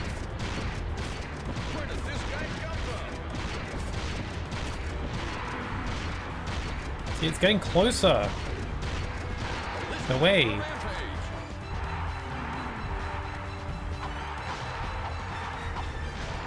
So, freaking get away from me. Oh, there we go. Wow, this weapon's like super powerful, actually.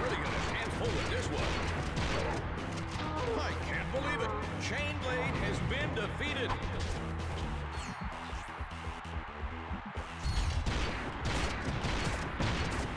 Be gone! Wow, you'd think this weapon's range would be pretty short. But like, it travels pretty far, actually.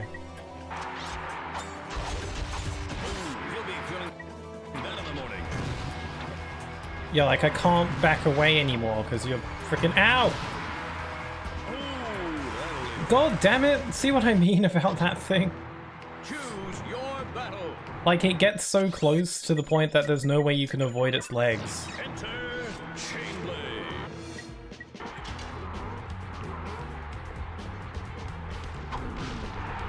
Down here.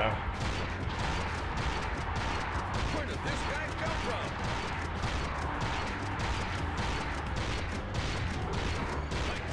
from? Oh my god. Absolute wreckage. There we go.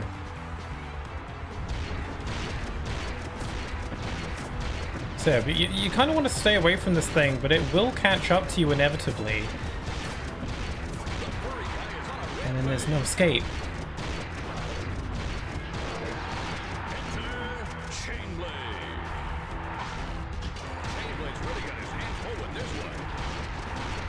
Also, I want to try and collect some ammo.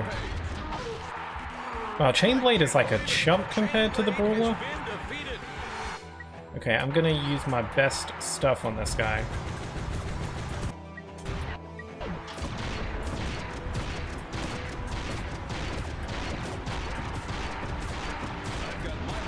I'm gonna try and swerve around you. There we go. I got hit, but it's fine. Come on! There we go.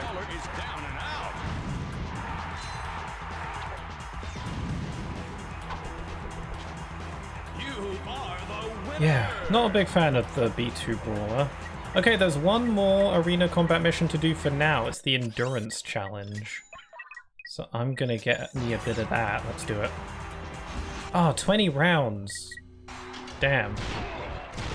Let's hop to it. I did a 10-round mission earlier, and it wasn't that bad, so...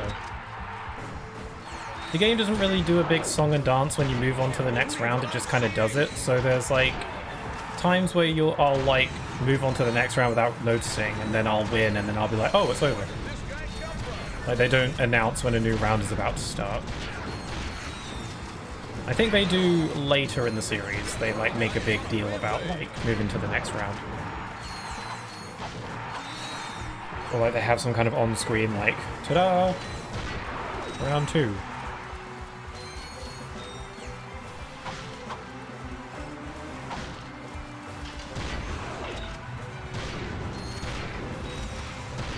Ah, the blitz gun is so good.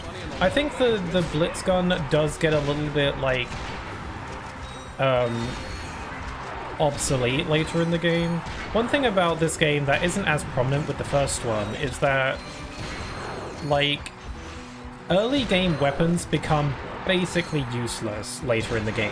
Like there's like a bit of a scaling there where early game weapons are just really bad later.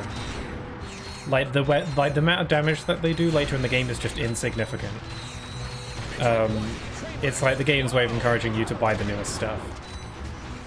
So, you know, I say find your favorite weapons and stick with them, but that's not really as viable in this one. I think they balance it out a bit more in the third game, where, you know, early game weapons aren't totally useless. But, yeah, like, this thing does, like, chip damage later, so... Like, it's really good now, but... It's not gonna stay that way. Which is a shame... But, you know, it's the game's way of encouraging you to buy the newest weapons, you know? Which, you know, isn't a bad idea. You know, the game wants you to engage with all of the weapons that they designed for you to use. Like, it makes sense they want you to use them. Spend that dough.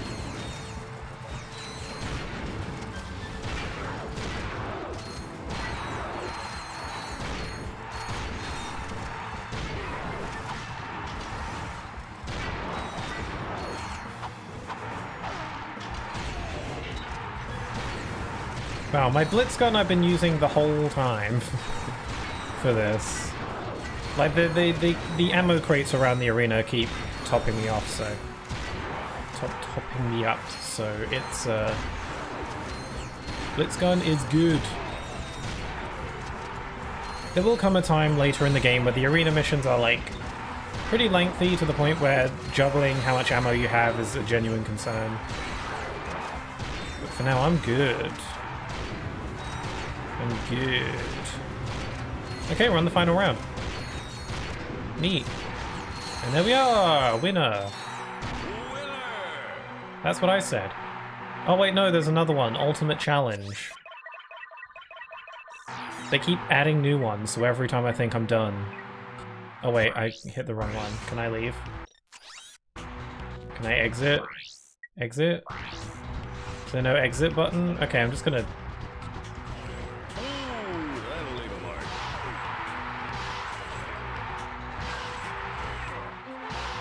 They were dumb, they just went right in there. Okay, there we go. Choose a battle. Okay, we're gonna do the ultimate challenge. 16 rounds, so it's less rounds. We're probably gonna do a boss at the end, though.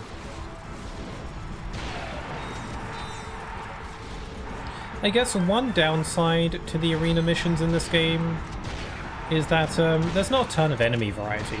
A lot of the enemies that I've been fighting against, like that's it. Like, they don't really introduce too many new ones. They do in the later challenges, actually. They do introduce some more enemies. The two bosses that I fought earlier, I don't think there are any others aside from those two that show up in the arena.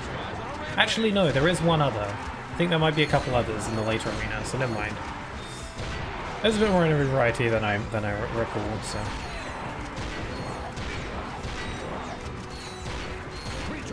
But like, then again, the arena is only a small part of the game overall, so it not having a ton of enemies isn't that big a deal. The arena is just like a small optional minigame that you can do. So obviously they're not gonna, like, make a ton of stuff for it.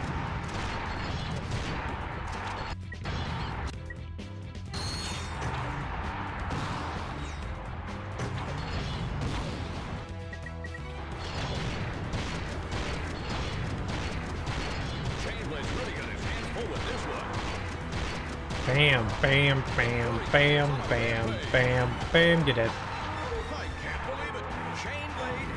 Okay, I gotta get some ammo. Whoop. Yeah, see, having the quick select pause be a feature in this game is so good for times like this in particular, where like you can't be having like enemies creeping up to you while you're busy sorting through your weapons. You gotta have that pause. Otherwise I would be stressed the hell out.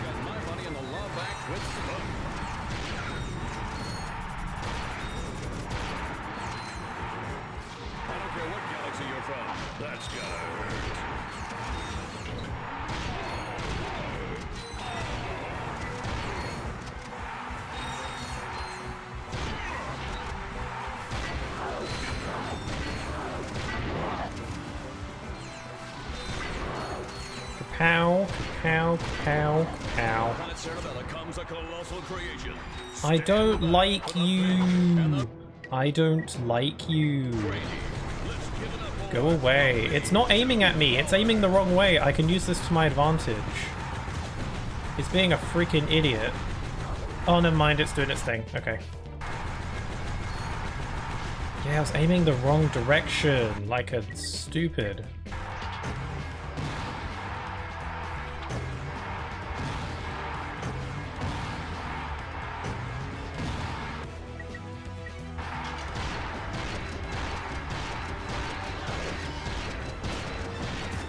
Okay, I'm gonna swerve around you.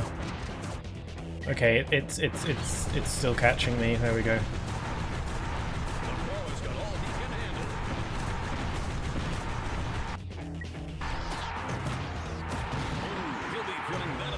I think I just gotta be a little bit more crafty.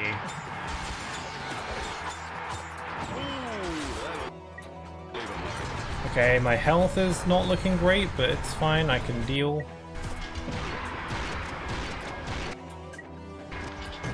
Ah! Ooh, that was close.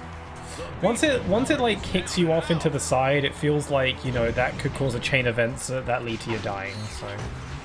Oh, speaking of dying, I might. Because my health is really low now. The only way to regain health in an arena match is to level up. Which I'm sort of close to doing, so it'll be close. This is where the stress of the arena missions come into play. Okay, I'm gonna leave that enemy there, and I'm gonna wander around and collect some ammo. So I'm low. Okay.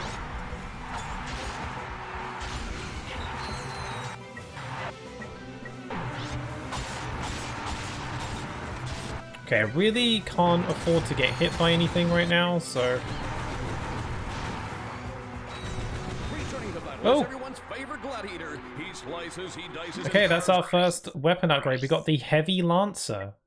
It basically shoots things better.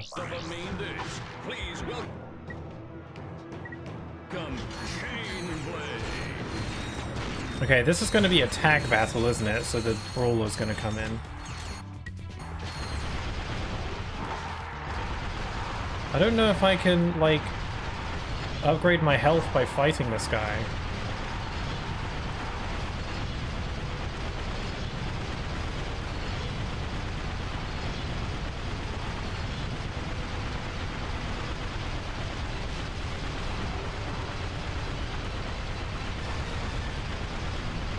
Okay, my gunshots are so loud that the music is getting drowned out.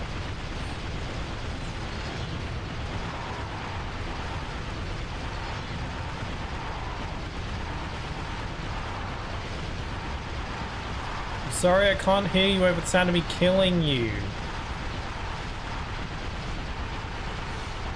There we go. Okay, now we've got the Brawler and I'm probably gonna die.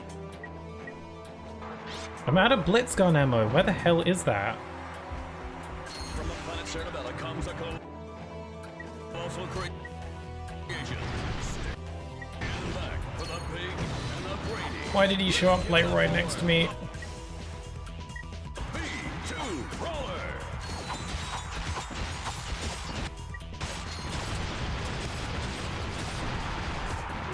No! I'm so screwed. No, I'm dead. Okay, instead of trying that again, I'm just gonna come back later. I think I'm good on money. I'll just come back when I'm a little bit tougher. See you later. See you later. Noob. Okay, now we can actually use the electrolyzer that we won. So yeah, this is a hacking gadget. Also, you don't have to equip the gadget in order to use it. You just have to go up to the terminal and hit the button, which is way better. So yeah, this one you just got to flip these little connectors with the circle button to make the lights follow them. It was kind of hard for me to explain how that worked because it was happening so fast. You basically just had to press circle to flip the connectors to connect the wires where the lights are traveling so that they don't die. Hey, this would make a nice souvenir for Clank. Yeah! Hey! That photo didn't show his helmet. No idea what you're involved in. Return to your own galaxy immediately, or this will happen to you. Or this will happen to you. Farewell. I feel like Clank could slip through those.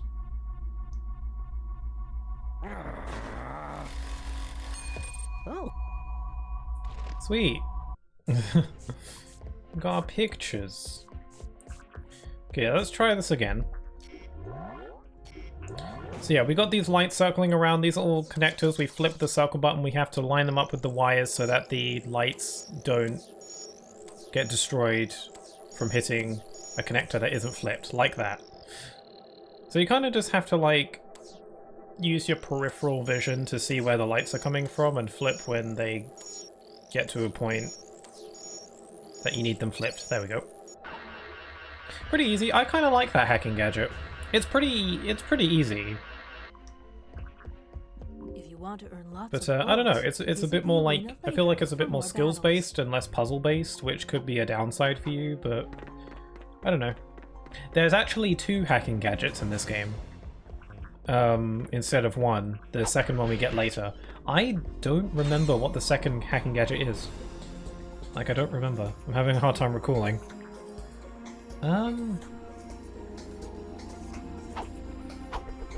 Yeah, I don't remember. We'll get there. Anyway, let's go. So now Clank is in trouble, so we gotta go get him. So we could go to Planet Barlow first. But since I know Clank is in Planet Endako, I'm gonna go there first so we can get Clank. Because I miss my little robo buddy, my little sassy backpack. I need it.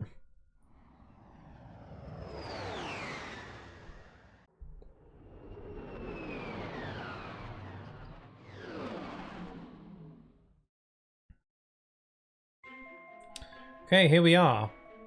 The planet that is so trying to be Metropolis from the first game. But it's not. Lord is it trying to be though. This is like, we have Metropolis at home. This is what this is. This is Metropolis at home. But it's not Metropolis, it's Megaopolis. Even the music kind of has a similar vibe to it, like it's a different melody and stuff, but like the... I don't know, the way the music goes has a similar like build-up and stuff to Metropolis from the first game. So they were very deliberate with that. Okay, there's 2 more new weapons we can get. We can get the pulse rifle or the mini turret glove. I'm gonna get the pulse rifle because I like it more. I like rifles. And the mini turret glove is kind of lame. To zoom in with the pulse rifle, hold Yeah, this is our L1 first and then official press rifle. L1. To zoom out, I hold really enjoy L1 rifles. and I just press enjoy R2. being a little cheeky little sniper. So you can zoom in real good, and you can zoom out real good, and you can like kill stuff from super far away. It's great. Let me do it on a ship here. Oh, that didn't work. Anyway, rifles are fun. To center the camera, tap L. It's a bit late to be telling me how to center the camera. So I could either go this away or that away. I don't remember which way Clank is. I feel like every time I play this game, I feel like I know which way it is, but then I go the wrong way. I'm gonna go this way. And I'm probably gonna be wrong, because I always am.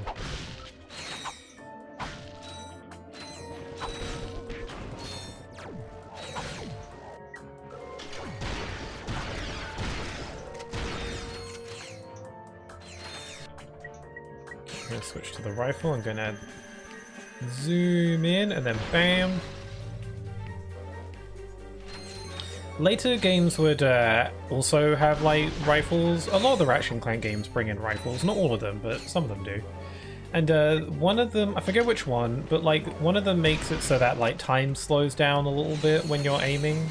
And they also have a feature where like enemies will have like weak points that you can shoot at to do double damage with the rifle, which is a really cool feature. This game is pretty simple, it's just you point and shoot from far away. There's no time slowdown or weak points or anything. But it's still fun.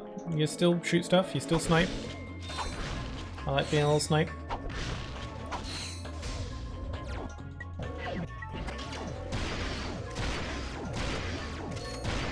Okay, I'm actually going to take these gadgets off of my quick select because I feel like they're just going to get in my way. Can I take them off? Huh, I don't think I can.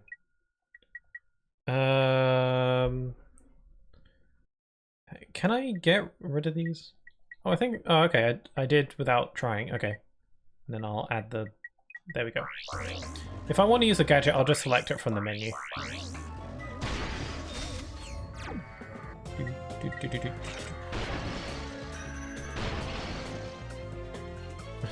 You're a Bogon!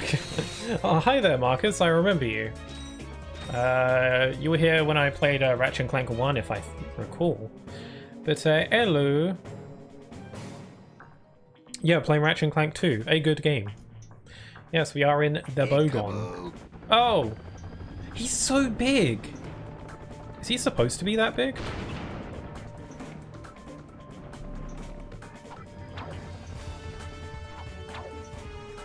Yes, I was. Well, welcome back. Hope you're doing alright. So yeah, already making some good progress in this video game. I don't exactly know what my goal is for this stream, to like what point of the game I should get at. Because like Ratchet Clank 1 was divided into 3 acts, so every stream I just did 1 act per stream. I think this game is also divided into 3 acts, but I don't exactly recall at what point 1 act ends and another one starts. And like, it's not like the game makes a big song and dance about it. It's not like you are now entering Act 2. I just like to divide the portions of the game in that way, in my brain. Like in Ratchet Clank 1, I would say you get a new act starts every time you get a new ship. I feel like once you get the experiment back from the thief is when Act 1 ends, I would say. So maybe that'll be my goal. Spoiler alert, we get the experiment back from the thief. Sorry, spoilers. As if that wasn't freaking obvious. Ooh. Ow, crap! Oh, cool. Leveled up. I don't know what you're a Bogon is supposed to mean, but it sounds like an insult somehow. You're a Bogon. Yeah, that could be a compliment. Maybe it's a nice thing. That makes me wonder, are people from the Bogon galaxy called Boganians? Like, do they have like names based on the galaxy they're from? Like, everyone who inhabits here is a Boganian. Bogonian. Or what about the Solana galaxy from the first game, a Solanian?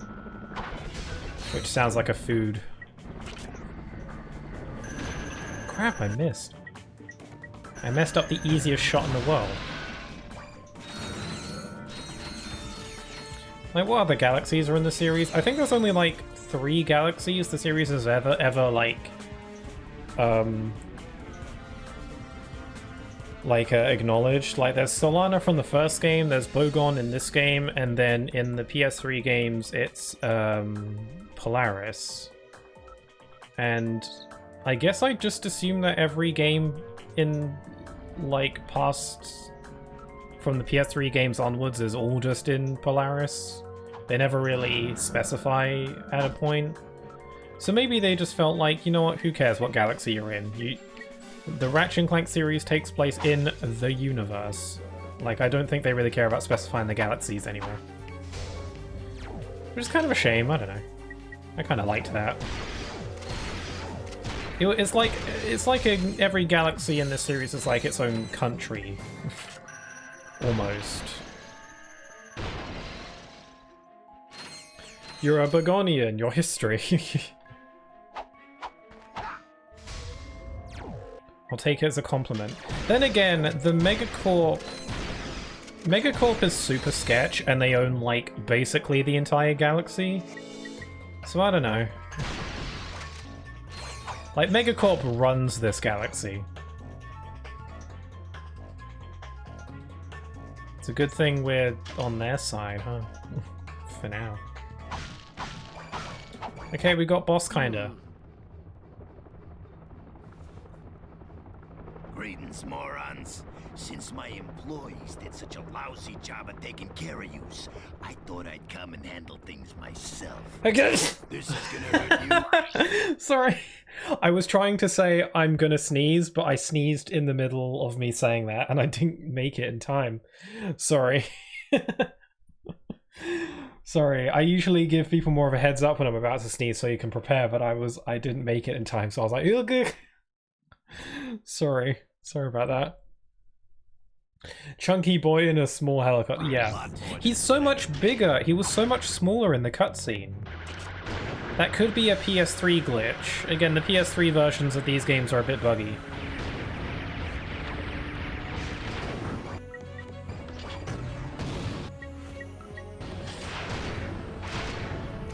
Yeah, the Thugs for Less leader's pretty cool. He's a fun villain, I suppose. He's a minor antagonist. But he's good fun. He's a bit of an idiot, but we love him.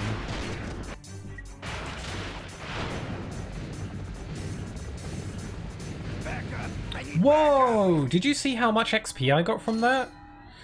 Sorry, like, my experience points for my rifle just shot up like crazy after I killed him. Okay, note to self. When you're about to kill an enemy, switch to your lowest level weapon so that they can get all the XP from it.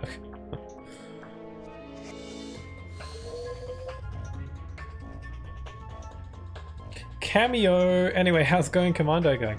It's going good. Although in the UK it's not called Going Commando, it's called Locked and Loaded, but I hear ya. I think Going Commando is a better name, I'll admit. Us Brits, or us in the PAL region, have have Locked and Loaded. Like, in America, Ratchet Clank 3 is called Up Your Arsenal, but for us it's called Ratchet Clank 3, which is pretty lame. Hey look, speaking of cameos, Jak and Daxter. I think either works. Yeah, I mean, Locked and Loaded isn't a bad title. Going Commando is definitely a lot, like, funnier. I heard that apparently PCSX2 became a whole lot better like a week ago, and that apparently almost everything is supposed to work perfectly now. That's cool. Something to look into.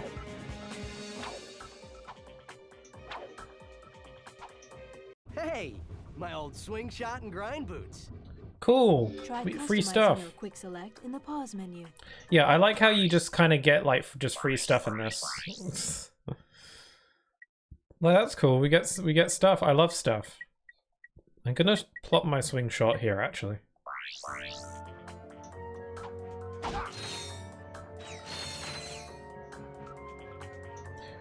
Well, I think I found my new fixation for the next couple of months. Stuff. So yeah, this is the exact same swing shot and grind boots from the first game. Something about the grind boots that I really appreciate is that if you look at the newer Ratchet and Clank games, as far as I can tell, Ratchet has been using the exact same pair of grind boots since the beginning, and I think he's still using the same grind boots even in the newer games, because they look the same. Like, they don't look different, they look like they're the same pair. Like, Ratchet gets new Magna boots or Gravity boots here and there and stuff like that, and he gets, like, newer versions of the swing shot, like, you know, as technology advances, you know, the newest models. But he seems to still have the same grind boots. And I guess it's like, I don't know, how do you further innovate on grind boots? They're boots that let you grind on rails. I guess, like, If it ain't broke, don't fix it. So I guess there's no reason for Ratchet to get, like, new ones, because... why? Also, fridge... Pokemon Mystery Dungeon, just in general. Really? You playing Mystery Dungeon? Didn't the Red Rescue Team just release on Switch? I like Mystery Dungeon. I never played the Rescue Team ones, though. I played Explorers of Time and Sky, and then I played all the others aside from that, but I never played the first one. Anyway, I hope you enjoy it, 'cause it's a fun series. Perhaps I should stream some of them at some point. Well, I got really nothing to say. Enjoy going Commando / Locked and Loaded, whatever the game titles are confusing. Ratchet and Clank 2 is perfectly acceptable. That's what I usually call it. Whoop! I fell. Well, why should I get new ones if they're not broken? Need to put more stuff on the landfills. Yeah! Ratchet is super passionate about the environment. So the swing shot functions the same way that it did before, except we got these like pull points to pull down bridges. Not something that used too terribly often, but you know. Also, I feel like the swing shot is just like a tad more responsive in this game. Like it feels like it's just a bit faster. I don't know. Could be my imagination.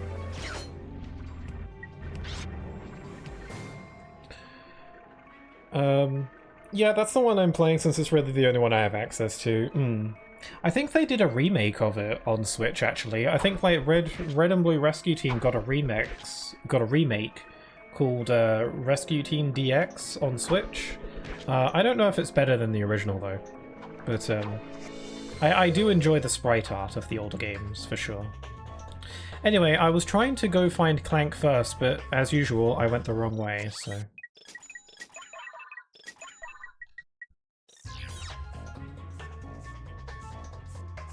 But yeah, good on Ratchet for not needing to buy grind boots. Maybe grind boots just aren't something that are sold publicly, because if you recall in the first game, Ratchet got his grind boots from the the scientist guy. Like he didn't buy them from a shop or anything. So maybe grind boots just aren't like mass produced. So maybe Ratchet's just kind of lucky that he has like one of the only people in the world who own grind boots. Unless you make your own, DIY yourself some grind boots. Make some soap shoes, like Sonic Adventure 2. I think rail grinding is like always cool. In games, I just really enjoy it.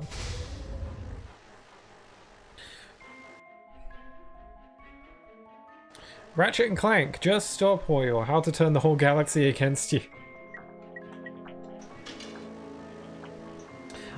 Yeah, don't own the remake, so I can't say anything about it. And I mean, if you already have Switch Online, then you can get the, I think you might need the expansion pass as well or something, but if you already have it, then you can just play the original for free. Yeah, what's interesting about Red and Blue Rescue Team is that, like, it's the similar thing that Pokemon does where they release two versions of the same game with minor differences. But what's interesting about Red and Blue Rescue Team for Mystery Dungeon is that not only are they different versions, but they're on different consoles as well. Like, the Red Rescue Team and Blue Rescue Team were released at the same time, but Red is on Game Boy Advance while Blue is on DS, which is really interesting. Like, they never do that. Which kind of like justifies the two versions a bit more, in some way, at least a little bit. I don't know, that's kind of interesting.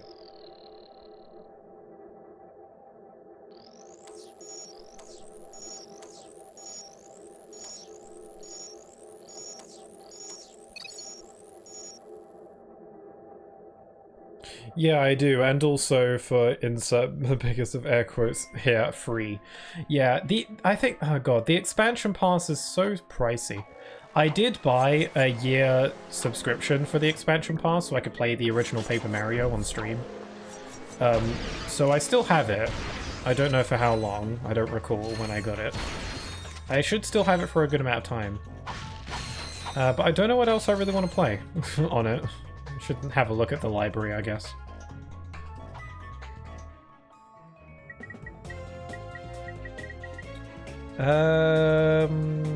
I need to use the crane.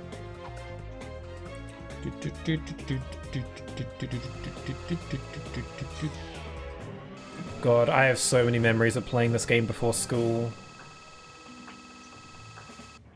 Oh damn, it's very nostalgic.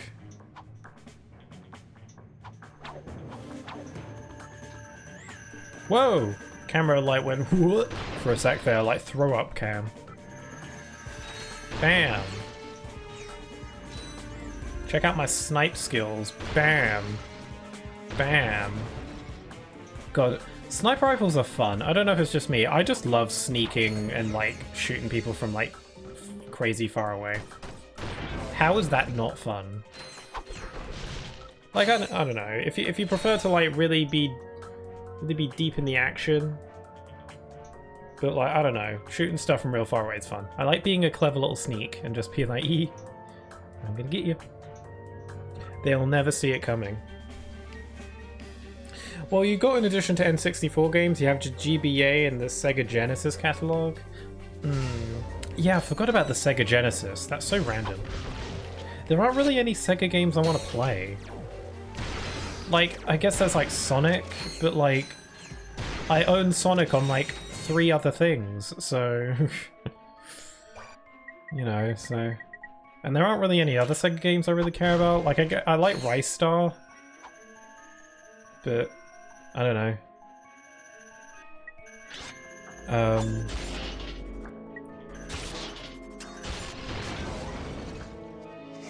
Yeah, there aren't really any other Sega games I really care about. Game Boy Advance and N64 might have something more up my alley. Like, I don't know, there's like Pokemon Snap or something. And there's Mario and Luigi Superstar Saga. That's a pretty fun one. And didn't they just like add some Kirby games at some point? I don't recall. I could get into some more Kirby. I've only ever played one Kirby game, and that's Forgotten Land, and I liked it a lot, but I'd like to get into the series more. Or at least try. I want to play Kirby's Epic Yarn. I wanted that on Switch. But they've never done it. I want to play Kirby's Epic Yarn. It looks adorable. It looks like such a vibe game.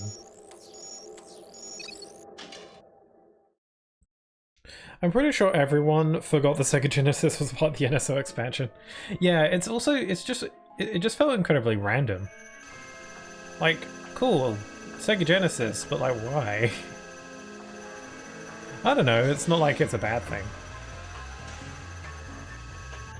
Not really sure.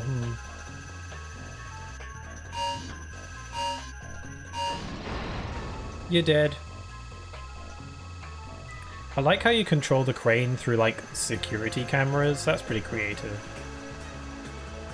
Anyway, there is a secret platinum bolt hidden in this room, and I remember where it is. You just gotta plop a block here. It's just the camera's obscuring it slightly. You plop a block there, and then you grab this. And then you plop that there.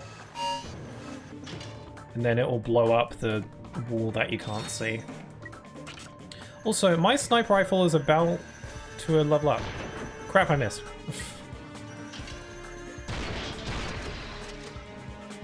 Also, this is something that we need the other hacking gadget for, so can't do that yet. They remade Return to Dreamland for Switch. Oh yeah, I remember that. I played the demo. Also, I feel like it's safe to say that Kirby is Nintendo's golden child. It's not really much of... and it's not really much of a competition. I mean, Kirby is, like, every series has their down points, but Kirby seems pretty consistently beloved. I loved Kirby and the Forgotten Land, but I don't know if I'll get into, like, the 2D ones as much. It's hard to say. Maybe I do feel like I kind of want to, like, start at the beginning and, like, work my way through Kirby. But I don't know. Okay, I gotta get on the crane again.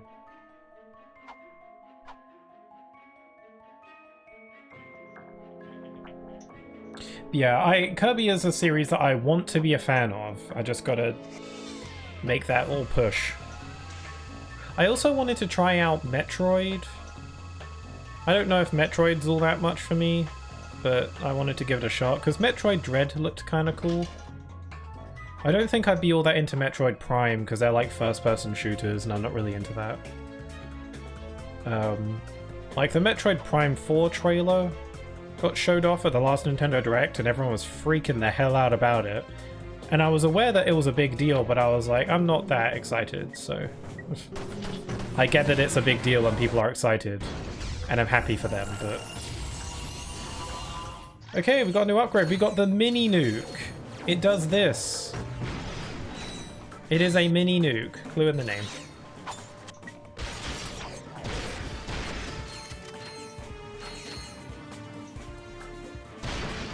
I gotta buy some more weapons. I'm running out of weapons to upgrade. Oh right, Dread is a thing I completely forgot about. Thanks for reminding me. No worries. Yeah, I thought Dread looked really cool. But I might want to play through the other games first, I'm not sure. Clank? Okay, Clank. Uh-oh. Don't move. I'm coming down. Whoa! What a sneaky little... All right, buddy. Let's get you up and running again. He's literally just sitting there with his like, I'm gonna push him down, you'll never see it coming. What a clever little sneak. What an arse move. Anyway, let's go fix up our buddy. Yeah, the game starts like with you being as Ratchet without Clank for quite a good while. The only other game that starts you without Clank for a significant amount of time is A Crack in Time. And Clank is gone for like 2/3 of that game. Final digit of pi is... Clank? Clank, can you hear me? Ratchet? Where are we? I must have dozed off. Don't sweat it. Let's just... See, he could fit his arms through those.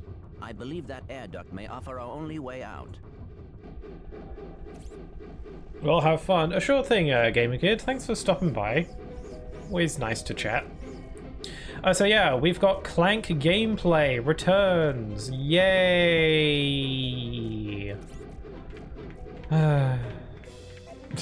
So yeah, Clank gameplay isn't the strong suit of most Ratchet & Clank games. I said in Ratchet & Clank 1 that Clank gameplay is like a good idea on paper, because it's like more puzzly and slow paced, and it's a nice break up from the action. But you know, Clank is just really slow and clunky, and it's not like, I don't know, it's just not, I don't know, I just never vibed with it too much in Ratchet & Clank 1. Although Clank gameplay is something that does gradually get better as the series goes on. Even this game adds some nice additions to the gameplay. It is still largely the same as it was in the first game, but you know, the Clank gameplay in this game is a bit better. I'd say they do a lot more changes that make it a bit better in the third game as well. Control microbots, hold triangle and select a command. Yeah, so we got Gadgetbots, except because Gadgetron is not a thing in this galaxy, they're called Microbots or Megabots. I forget what she just called them. But they're basically the same thing. They're just owned by Megacorp, because Megacorp owns everything and is going to buy and sell you. Right off the bat, one nice change about the I'm just going to keep calling them Gadgetbots because I don't care. One nice thing about the Gadgetbots is that when they die, they do a better job at finding you themselves. Like, if they die, they go back to their respawn points. And in the first game, you had to go back to those to get them back. But in this game, they do kind of find you themselves. Like, they don't do an amazing job at it, but they do make a bit more of an effort to find you. Also, we've got new robots to help you out. They don't fight in the same way that the Gadgetbots do, but they do have their own functions. This is a bridge bot. It makes bridge. Yeah, these Gadgetbots are really... These, like, other robots are pretty situational. And, you know, they're nothing crazy. Yeah, there's also, like, little checkpoints for the Gadgetbots as well, so you don't have to travel back too far to get them. Lifter bot acquired. Use it to lift large blocks. We got a lifter bot. Lifter bot lifts things. Crazy, I know. Just like contain your excitement, please. Also, you can have them salute, which is super adorable. Yeah, so sometimes there are these big robots that you can't deal with, so you gotta send your little Gadgetbots to deal with them. I think my lifter bot just died. Oh, there he is.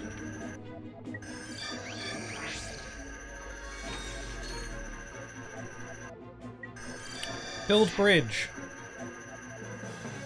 Build a twatting bridge. There we go. Ah! I forgot you gotta wait for the bridge to actually, like, fully form. So yeah, Gadgetbots just do a better job at following your directions and, like, keeping up with you. And you can enter them in this thing. That one only required 2. Requires microbots to open it. Select enter to send the bots into the bot port. And there we go. Way to go, Clank! Nothing to it. You did great. Now, let's go get that experiment back.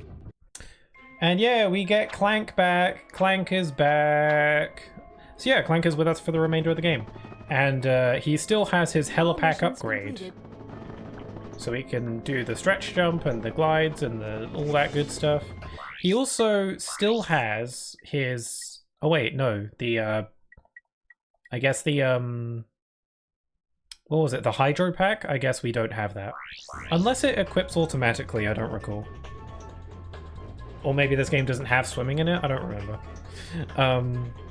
But Clank does also come with the Thruster Pack. But as I said in the last game, I don't like the Thruster Pack. I think it's dumb. And it sounds like a really bad cough. Also, it doesn't have as much utility. Like, you can't do like a high jump and a long jump in succession in this one.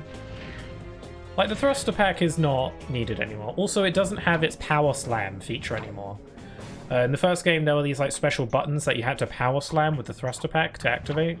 There was only like 2 in the whole game. Like 2 or 3. Yeah, that feature's removed. They don't have those anymore. So really, you can just use whatever, and it doesn't matter. I mean, now that I think about it, I think the double jump with the Thruster Pack is a bit higher. But you never really need that. If you want to do a high jump, just do a high jump. Yeah, I prefer the Helipack because I prefer Clank's more compact backpack look. To jump long distance. Helipack is iconic, and I like To it. glide over gaps, press X to jump, then press and hold X while in midair. Yeah, one thing I like about these games is that the most compelling thing about these games for me, in terms of like their narrative, is always the friendship between Ratchet and Clank. It's just the parts of these games that I enjoy the most. And you can definitely tell in this game, like, they definitely act more like friends. Like in the first game, they didn't really know each other very well. They ended up hating each other for a portion of The it. Thruster Pack option. The Thruster Pack has the same moves as the Helipack, except it uses rocket propulsion. To select the Thruster Pack, go to the Gadgets menu and select the icon. Yeah, so Thruster Pack's still there. But anyway. But yeah, in this game, they've known each other for a good amount of time, so they definitely act more like real friends. And like, as the series progresses, I'd say they begin to feel more like, you know, their relationship feels more familial. But in this game, they definitely feel like they're like good friends at this point, which is nice to see. I enjoy that. I'm a simple person. I like it when characters are nice to each other. Anyway. Also, we got a new ship entering animation where Ratchet just kind of leaps on in there. Okay, let's head back to Planet Barlow, because I skipped over it. Wait! I shouldn't have done that. Whoops, I made a mistake. There was something else I could do there. Hold on. I jumped the gun!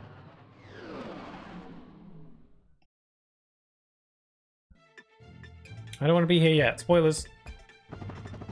I want to go back. Hold on. At least going from planet to planet doesn't take too terribly long.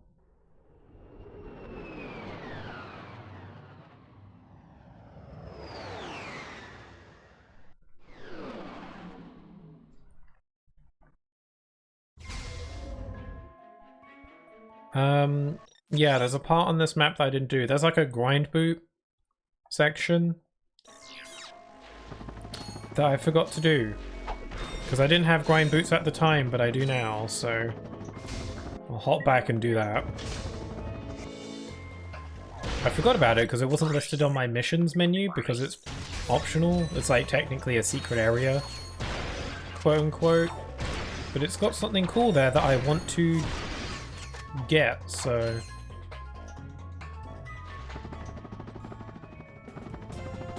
I don't think it's too far away. Whoop.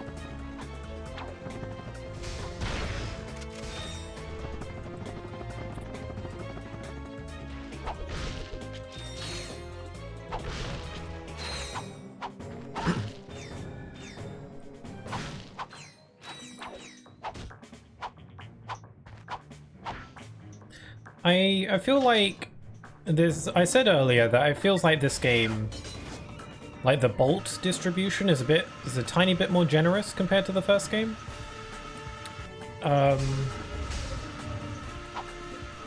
And like it kind of makes sense plot-wise because a lot of the planets in this game do feel a bit like this city feels a lot more like high-tech and futuristic. And also, it kind of feels like Megacorp as a company is just a bit more wealthy than, like, Gadgetron, maybe? Like, I don't know, it feels like they own everything. They are like Disney. So maybe, like, maybe the Bogon Galaxy is just a more, like, wealthier galaxy for the rich people in the universe. Kind of how it feels. So maybe the fact that this game has, like, better bolt distribution kind of makes a bit more plot sense. Maybe not, I'm probably reading into it too much. Put it in the slot. The weapon you want modified, put it in the slot. Oh, I get it. You make weapon modifications. This seems sketch. Yep, I can take your puny little weapon, and with a few, tweaks, I can turn it into a powerful piece of equipment. I love this guy's voice. Look, you want me to hook you up or what? I can't hang around here all day. He emotes so much with his eyes. So yeah, this is what we use the big bolts for. The platinum bolts. Like aside from leveling up your weapons with XP, you can buy weapon mods. So there's stuff like shock mods, which give your weapon a little bit of extra zap. You got acid mod, which makes things like acid and whatever. The most useful mods for me, personally, are the lock-on mods, which allows you to lock on to enemies with your weapon. By holding down the two shoulder buttons, you can lock onto your enemy, and it even displays their health, which is a super cool and handy feature I like very much. So I'm going to mainly focus on the lock-on mods, and I'm mainly going to focus on mods for weapons I haven't leveled up yet, because... Dedoy. I'm gonna buy a shock mod for the Lancer though. So yeah, that's a pretty good use for the big bolts. That way you can have the XP system and, you know, the big bolts are still used to improve your weapons in other ways. So yeah, cool. Also, those mods may or may not be illegal. Once again, Ratchet is, you know, not above buying illegal stuff. You know, as long as it gets the job done, who cares?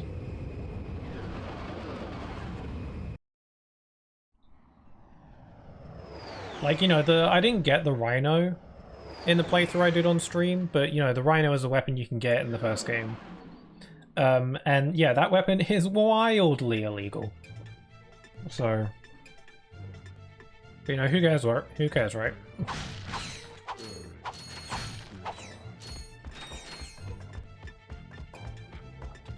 Anyway, we're on planet Barlow. This planet is pretty much abandoned. A cool little visual detail about this planet is that you can see here, this used to be a Gadgetron factory, or like a Gadgetron facility. But it seems like Gadgetron just stopped operations in this galaxy, probably because Megacorp just took over everything. So that's kind of cool world building. Gadgetron is never important in the story of this game. But you know, it's like, it kind of just shows you how powerful Megacorp is as a company. That they're able to completely run out Gadgetron. And I don't know, it's cool. It's also like call back to the first game, because Gadgetron was the main, like, you know, weapon vendor in that. Okay, we can buy a new weapon. We get the Seeker Gun. If I recall correctly, the Seeker Gun shoots out these rockets that home in on enemies. Like this. Like, they travel forward, and then when they find a target, they go for it. Pretty fun. Nothing crazy, but I like.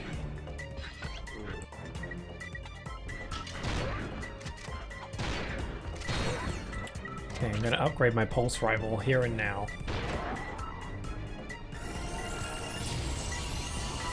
Now it can shoot stuff better. It's now the Vaporizer. Whoa, okay. I'll use the upgraded weapon once just to see what it does, because I don't know if I even ever use them when they're upgraded.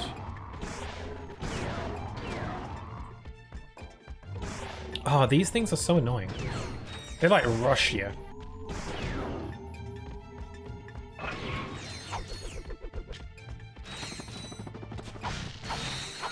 So yeah, now that we have Clank back on the team, we have, you know, our movement is expanded. We got the stretch jump and the high jump, so pretty cool. They're not as, like, necessary as they were in the first game. You do still, they are still required here and there, but, you know, they're not as big a deal. Maybe because Ratchet's just normal movement is a lot better in this game. Like, he controls just a bit nicer in this one, so it's not as, like, big of a deal. I feel like Ratchet's double jump is a bit higher as well in this one. It's just a bit better. Slightly. They like in Ratchet Clank 3, they like beef up Ratchet's double jump like crazy in that one. Like, it makes the high jump for the helipack obsolete because Ratchet's normal double jump just does that anyway. I got the levels up. There's a part of me that doesn't want the level up explosion to kill stuff, because I think that takes XP away from my weapons, maybe. But a good explosion could save your life someday.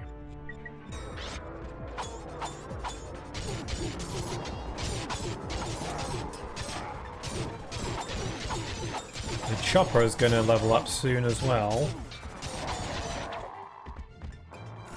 And there it is. Okay, I'm running out of weapons to upgrade. I've only got my Blitz gun and my Seeker gun. Once those two are fully leveled up, then I'll be wasting XP on fully upgraded weapons, so I gotta get more stuff.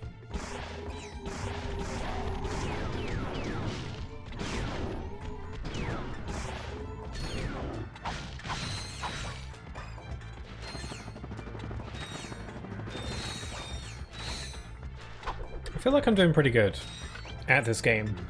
I feel like I'm in a pretty good groove.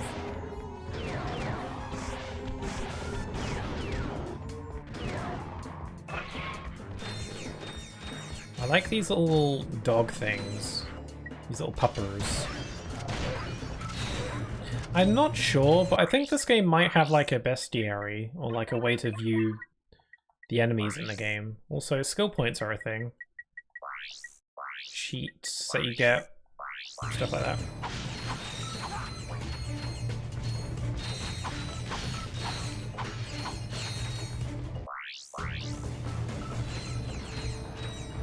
It's starting to get pretty warm in here. It's apparently only 19 degrees Celsius outside, but that's outside. I doubt the temperature has gotten any lower in this room since I started streaming. It's probably just gotten higher.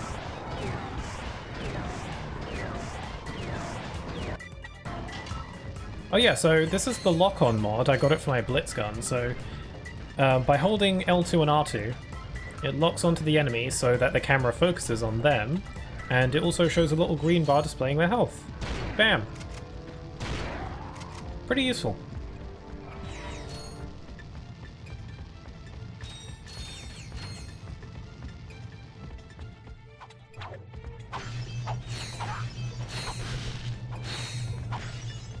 There's like a whirring noise in this little room, like a little noise. It's very faint.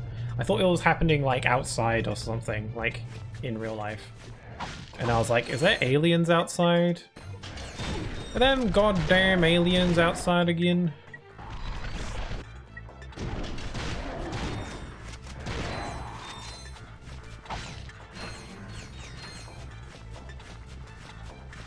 Yeah, I'm glad I managed to dig up my old PS3 controller.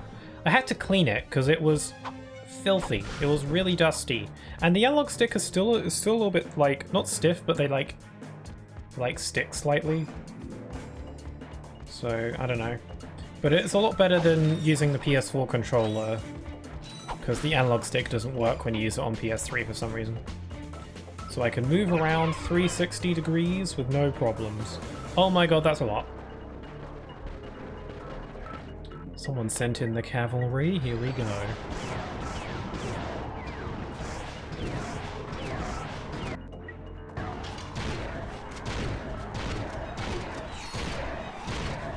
Love that. That was fun. I love blowing stuff up.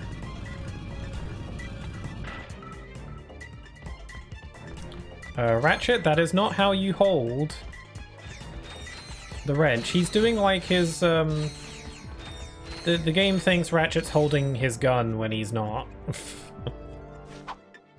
Oh, he's just stuck like that. Alright then. I think I can fix this little visual bug if I pull out a weapon. But this is funny, so I'm gonna keep it like this.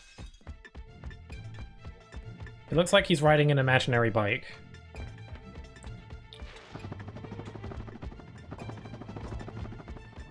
Okay, this is the Gadgetron shop. Excuse me. I think I just blew another vacuum tube. Should I have a look?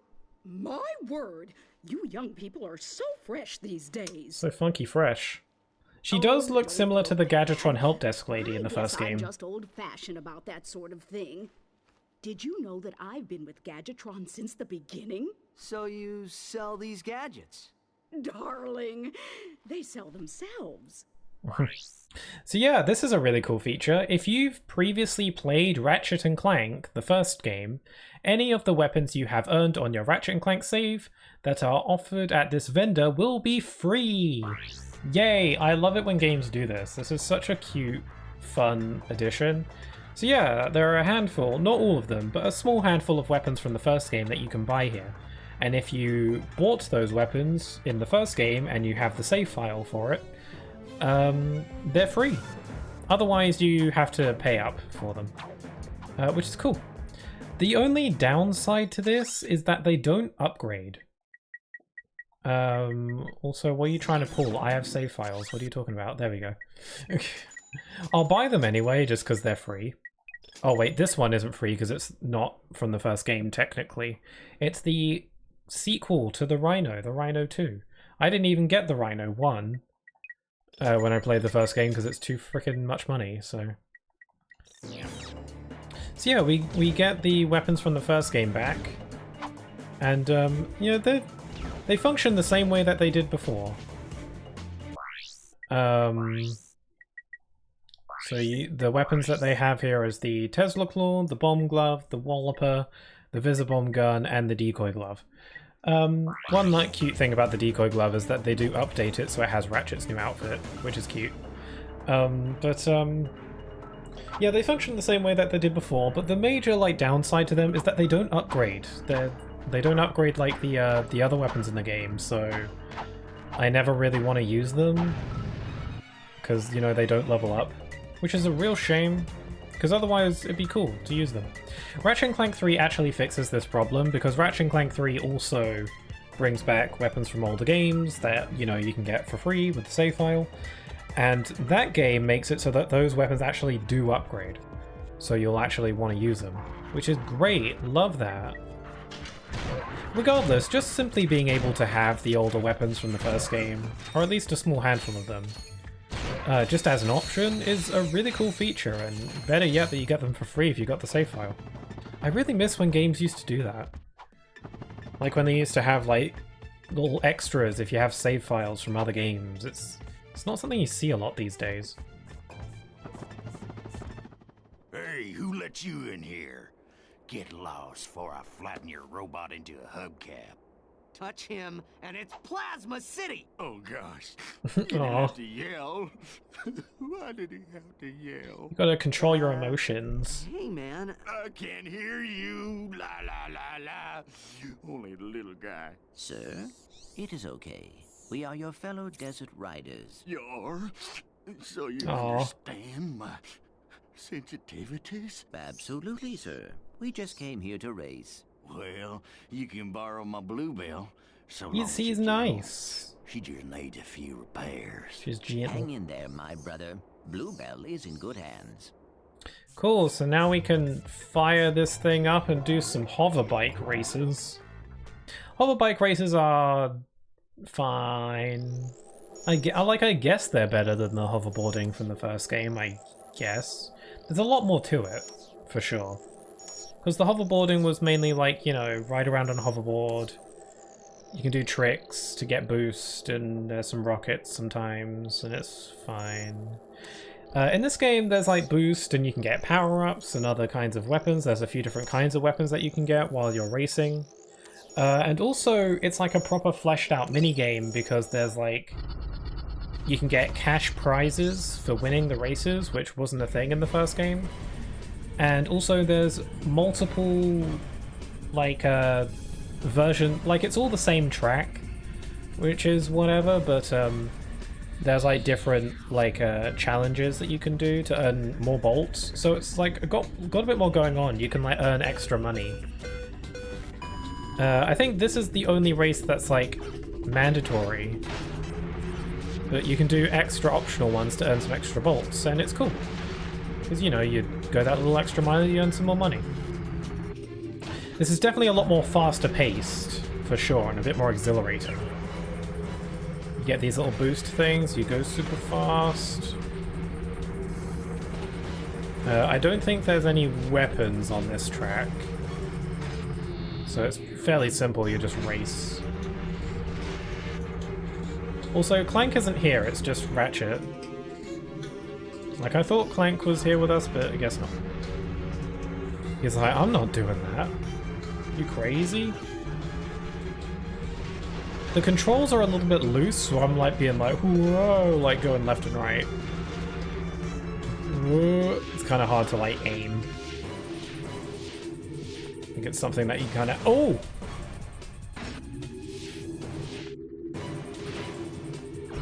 Yeah, don't crash into a wall or you will blow up.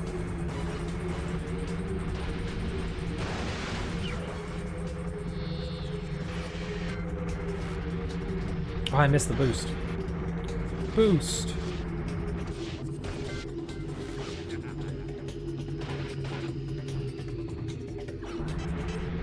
Okay, I am not winning. This is a problem. I'm in 8th? You kidding?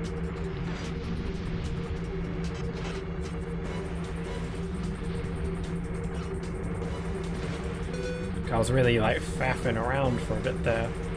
Okay, I don't think I'm too far from the front, so I can catch up. I can still make this work. Whoops, I missed the boost. Screwed him, screwed him, screwed him, screwed. There we go.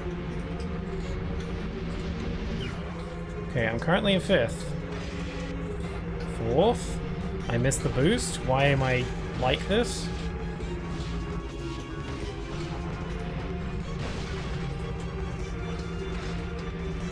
Came in 3rd. 2nd.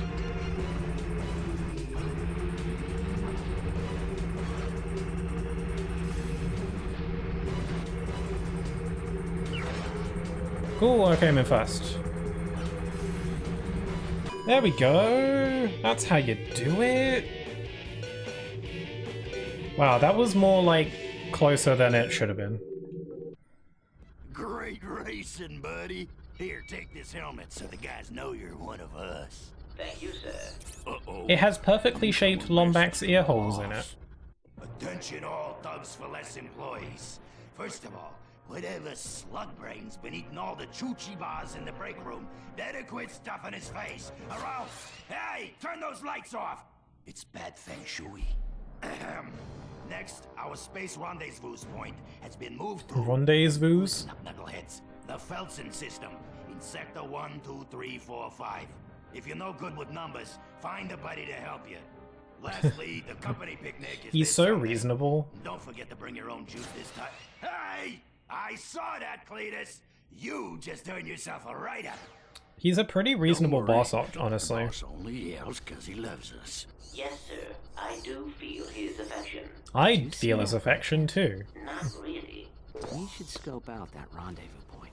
Yeah, that helmet we just won, we don't actually get to wear it. Which I always found a little bit disappointing. I think nowadays the helmet looks kind of dumb and I don't want to wear it, but you can't. It's not like on your weapons or anything. Like it's listed here. You can't wear it though. Which is odd. It just allows you to participate in other races. Which I shall do. For the extra voltage. Okay, so this is like the second challenge. Sometimes the track will be slightly different between each of these challenges. And also this one has like other power-ups as well. Also, oh okay, so Ratchet is actually wearing the helmet. I forgot, he wears them during the races. Forgot about that little hiccup.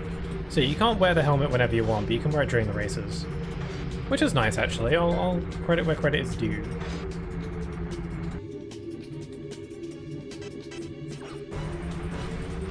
Okay, I've got some Gatling guns. Shouldn't really use them because there's no one to shoot at. Because I'm in first.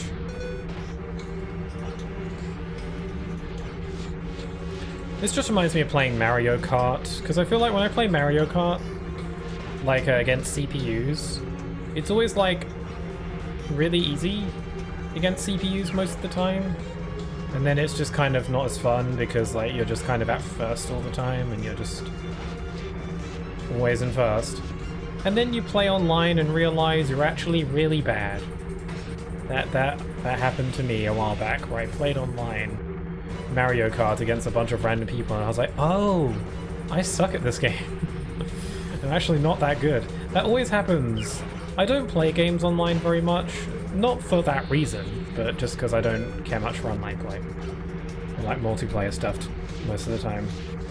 But it always happens where like, oh, I'm overtaking them on the opposite lap. It always happens where I think I'm good at a game, then I take it online and I realize I'm actually not very good at all. I used to think I was pretty good at Super Smash Bros. And I was like, nope, I am just a casual player. I have to accept it, and I have. I am a decent casual Smash player. But as soon as you take it online, I'm like, oh god, I suck at this. Though to be fair, it's kind of hard to tell to what extent that I suck at playing Smash Brothers, because let's be real, it's kind of hard to gauge that because of how often the game lags online. Because of our lovely Switch Online. Gotta love it. I guess that's one thing that I'm hoping they improve about the Switch too. Let's get some better online. Okay, so I have rockets and I'm just gonna kill everybody. Oh, there was a shortcut to the right. Yeah, so some of the later challenges open up new shortcuts in the track, which you should take advantage of. Unlike me.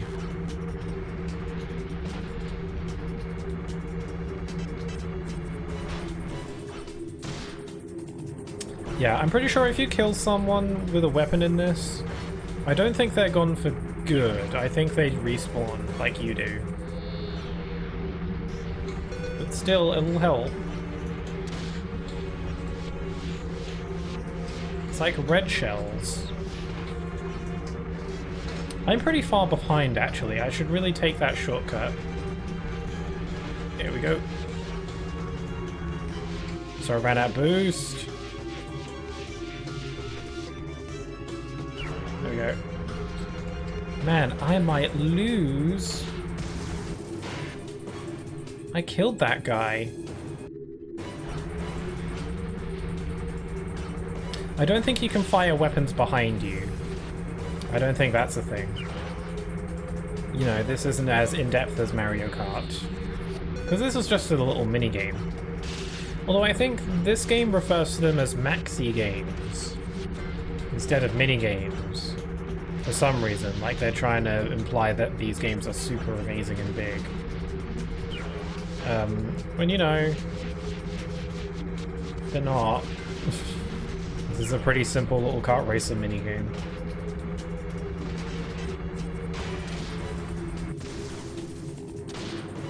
Kill it. Kill it. There we go. Am I in first? No, I'm not. Oh my god! The finishing line is right up ahead. Da-da-da-da-da. There we go. That was close. I had it all under control. Okay, the assault circuit, main canyon and caves open, weapons and turbos available, racers attack Ratchet. Uh-oh, I'm gonna get shot at. They're gonna come at me for their revenge.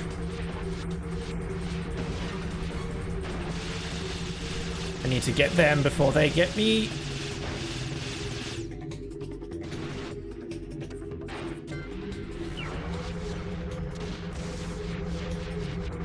Yeah, the races get a bit more lively when, like, the weapons are involved.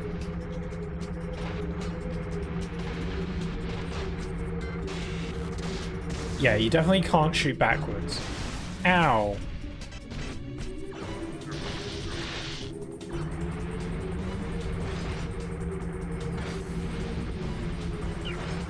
I don't know if the racers fire weapons at each other. If not, that is wildly unfair.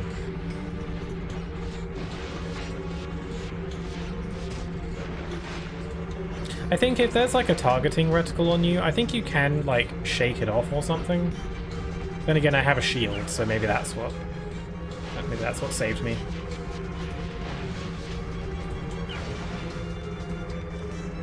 I'm not even in first? Okay, now I am. Okay, that was a bad time for my shield to disappear, but it's fine, I'm good. Can I look behind me? I don't think so. I've got a mini-map.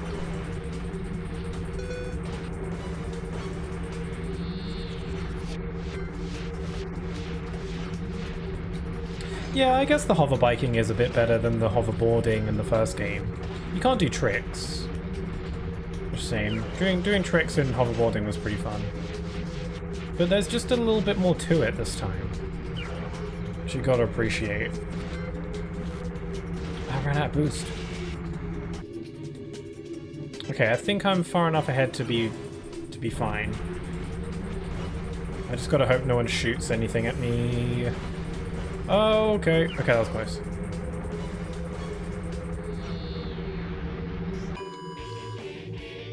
Sweet, okay, I think this is the last race for now. There's another course later in the game. Main canyon, caves open, weapons, races attack Ratchet. Isn't this just the same? Yeah, this is just the same thing. Maybe the AI is more dangerous or something.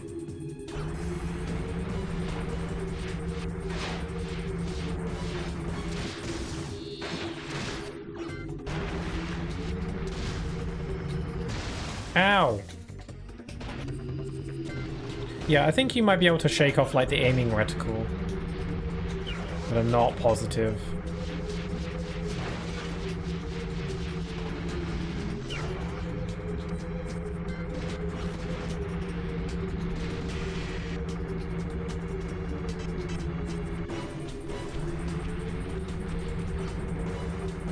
Man, I'm always so far behind. Oh, never mind, I'm in third. My position seems to just change on a whim.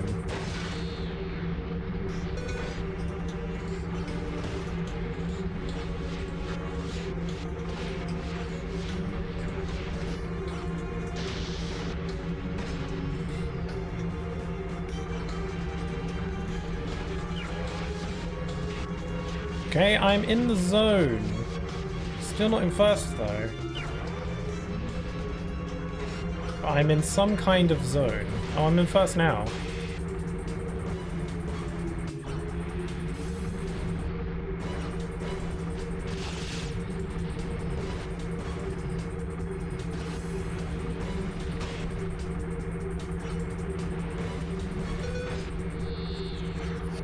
Okay, final Lapo.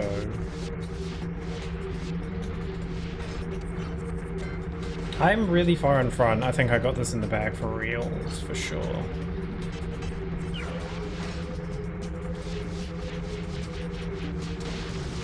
Whoops, overtaking you. Oh wait, no, I'm in second. No, I'm in third. What the hell? How did you pass? Okay, I'm in first now. I thought I was like crazy in front, guess not.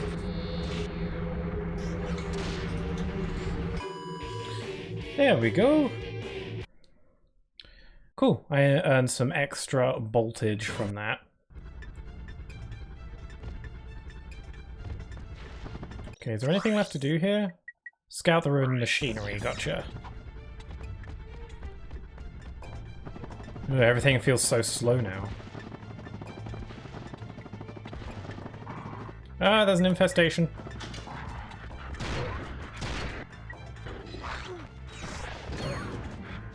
Okay, I'm gonna quickly purchase the mini turret glove. Here we are. Okay, the mini turret glove is a glove that throws out mini turrets. Which is, I don't know, it's kind of alright, I suppose. They don't last forever, so you kind of just like throw them out every now and then.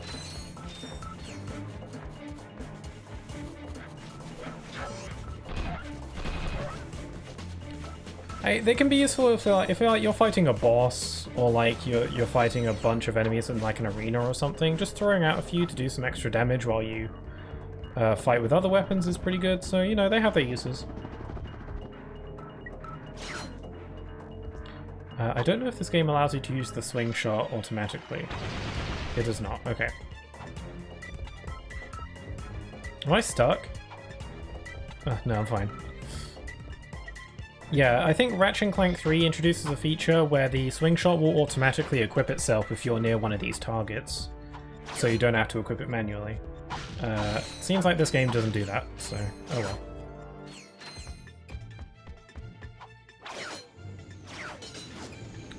Just gonna pull this. The target looks like a globe. I don't think it is though. There is a platinum bolt hidden nearby. I don't know if I remember exactly how to get to it. I have some kind of idea. Hold on, I gotta have the mini turrets on here.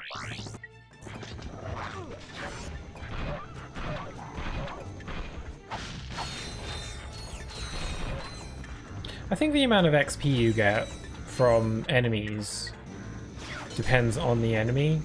Like, I think there is, like, certain enemies have more XP than others. Which is like, yeah, go figure, but, like, for a game like this. Okay, we do still have the Hydro Pack, and we can still hold R1 to go fast, you just can't equip it. Comes with a special Hydro Pack upgrade. Hold R1 to swim faster while underwater. Yeah, you just can't equip it whenever you want. Because, like, in the first game, even when you weren't in water, you could equip it if you wanted. You know, if you just liked the way it looked, or something. Okay, so I think we can shimmy along this building. This is a really deviously hidden platinum bolt. But yeah, the Hydro Pack just equips itself in this game.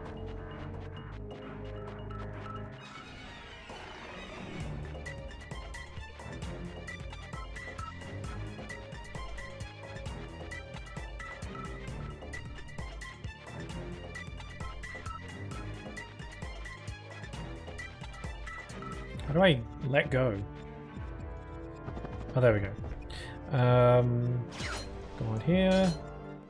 Whoop. Just going to wait for the next go.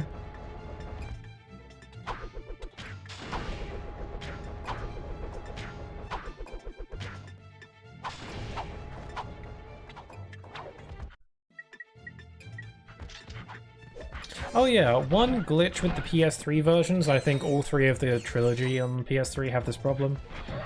The music doesn't loop correctly. Like, you'll find there's like a mild pause, and then the song starts over again. Yeah, that's a PS3 glitch. It wasn't like that on PS2, so whoops. It's not something you'll really notice too much unless you're listening out for it. If you're just playing the game normally, you'll probably forget about it. But it is a shame.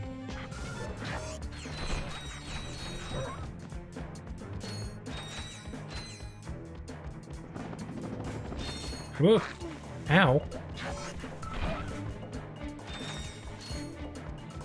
Here we are.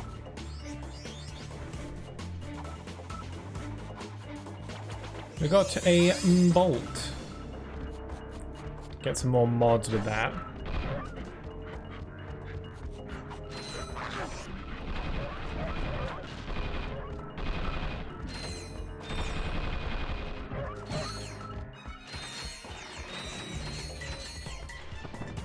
Cool, got some extra bolts, got some extra XP.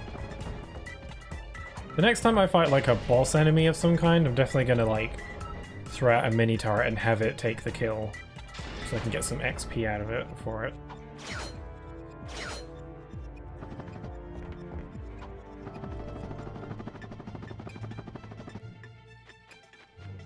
And we're shimmy back. I'm gonna eat another sausage.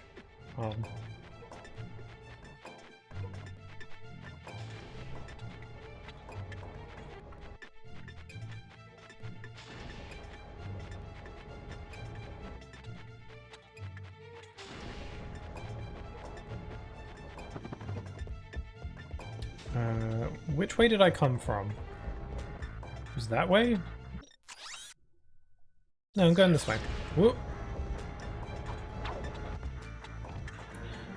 One nice addition in this game is that Ratchet actually wears shoes now. In the first game, he did not wear shoes unless it was the grind boots or the magna boots. His default was no shoes. But now he has shoes. And he will continue to have shoes for the remainder of the series. That's cool. Bro got himself some shoes.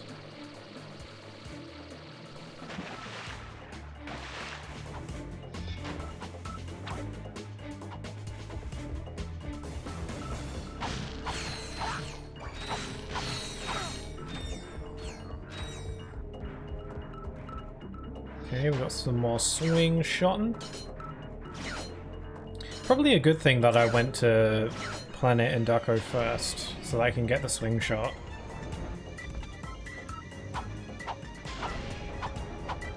That way I don't have to like backtrack later.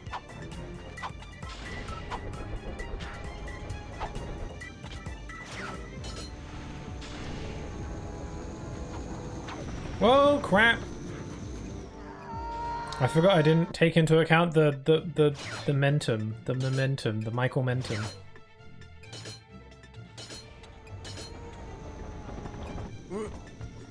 I gotta wait.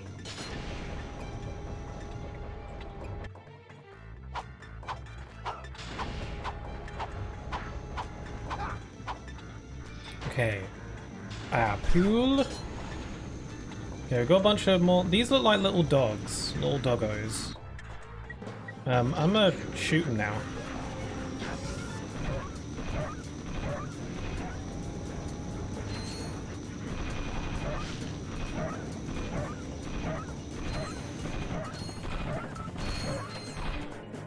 Howdy, hi there, Tito, how you doing? Hope you're doing well. Playing some Ratchet and Clank 2, the Squeakquel.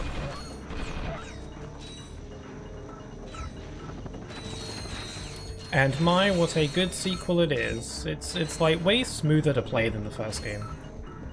Like the first game's really fun, but it has like a layer of like clunkiness to it.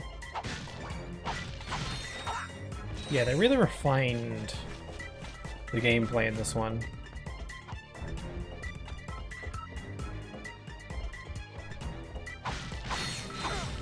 Like, the only crazy thing is that subtitles aren't available in the PAL version of the game, which is so weird. It works! My invention works! Huh? It's called the Therminator. It fires charged thermal pellets that can thaw an ice block or freeze a body of water. I like how their mouths are animated. Hey, I don't know how long you've been frozen, but I don't think Gadgetron's operated in this galaxy for years. Everyone buys Megacorp products these days. Yeah, Megacorp has taken over. Hey, maybe you'd like to buy it. Okay, we've got a new gadget. Even when they do have these little paywalls, they don't seem as, like, steep as they were in the first game. Actually, there is one late in the game that is, like, absurd. But we'll get there when we get there. Hey, maybe Megacorp is hiring. Use the Therminator to thaw ice. Is that all? Yeah, so the Therminator is another pretty situational platforming puzzle-y gadget. And we got like these like ice bits, we can thaw it out. Like that. Or if there's a body of water, we can freeze it. Simples. For now, I need this to be water.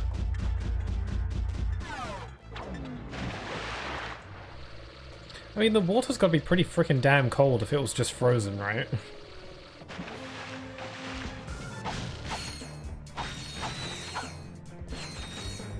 I forgot how, like, they give you most of the game's gadgets really early on. Like, look at this, I almost have all of them.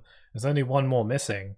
And then we got a couple of foot ones, which I don't remember. One of them is the gravity boots, and then the third one I don't remember. Huh. Yeah, I don't recall. Oh, the charge boots, but those are completely optional, so... I don't remember what this space is for. Oh wait, no, the Hypnomatic at the end of the game. So they give you most of the game's gadgets like super early on, because this final slot is a gadget we don't get until the end.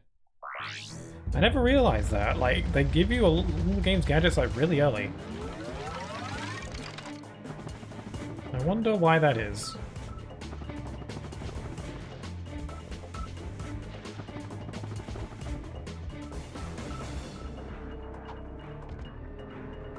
Okay, I think that's everything to do here. So we can move on. We gotta go to the rendezvous point. Oh right, this is a ship combat thing. Bleh, not a fan.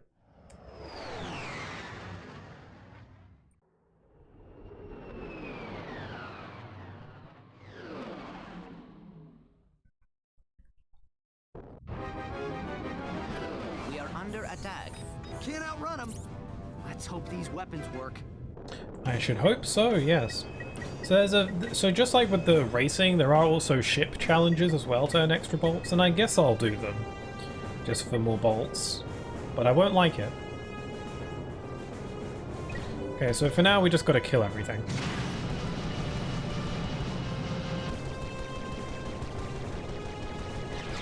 Killing stuff would be a lot easier if the frickin' help, like, the controls weren't displayed on the screen, like I couldn't see. Like, thanks for the controls, get out of the way. They're laughing at me.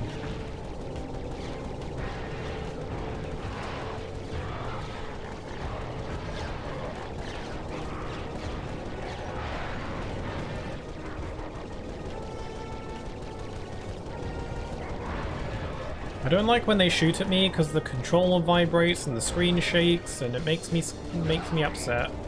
And I can't really do much about it when they shoot at me because, like, I don't know, I can barrel roll. Also, is it me or is my ship, like, really shiny right now?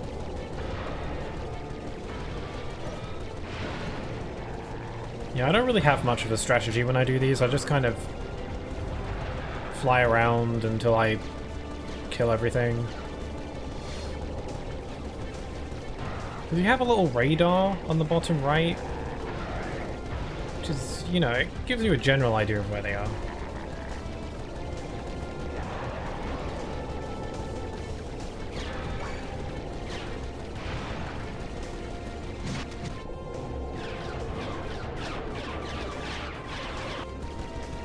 And there's more!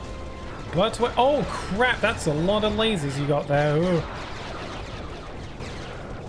That was like a barrage. Okay, calm down.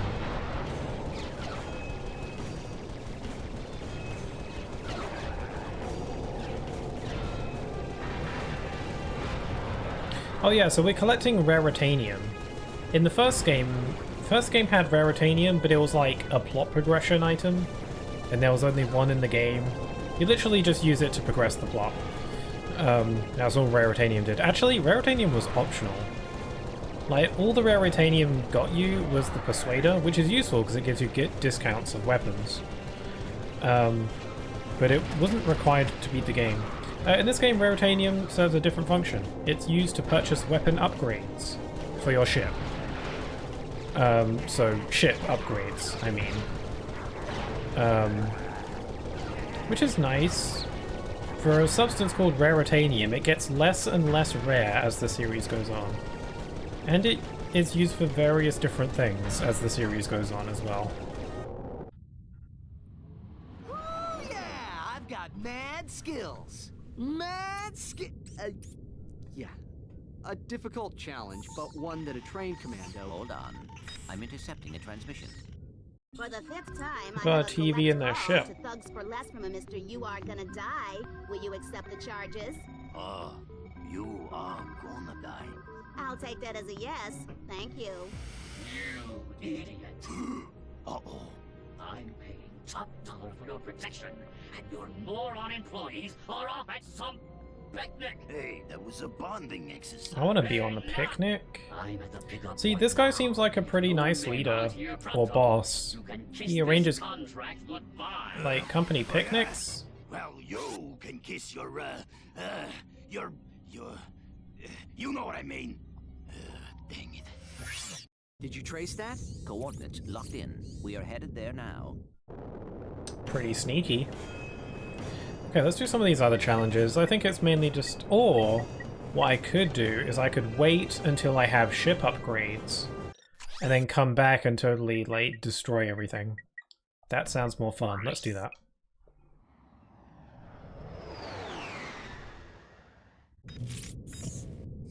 So, how's the reception out here? We have sports, weather. Why are Clank's eyes blue in this scene? Keep going. Whoa, what's that? The man, the myth, the legend, the loser. Captain Quark, once the idol Oh, this of is everyone Captain in the Quark. galaxy, What happened to him finally after the first game? After his humiliation at the hands of Ratchet and Clank, Quark sold bogus merchandise he claimed were Gadgetron products. But a key defect in this product, the personal hygienator. Oh yeah, this is what he was using irritation in sensitive at the end of the body first parts, game, and in like the alerted post-credit authorities scene. to Quark's scam. Behind the Hero will return after these messages. So yeah, he's like getting sued or whatever.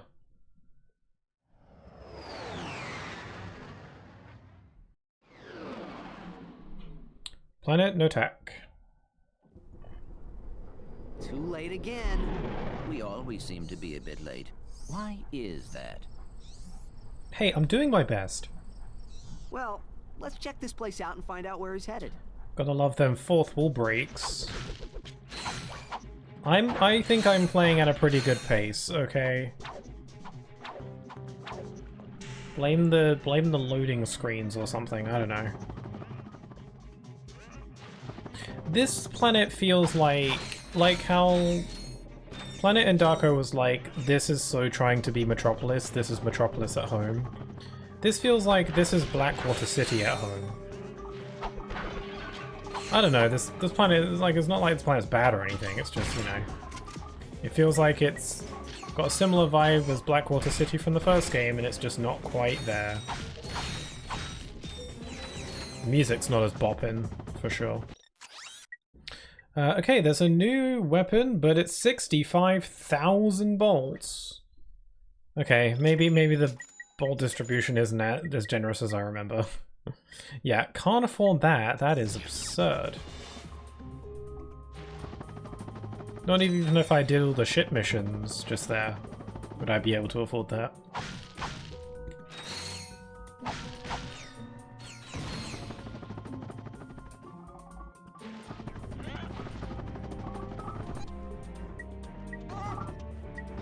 Let's set up some mini turrets.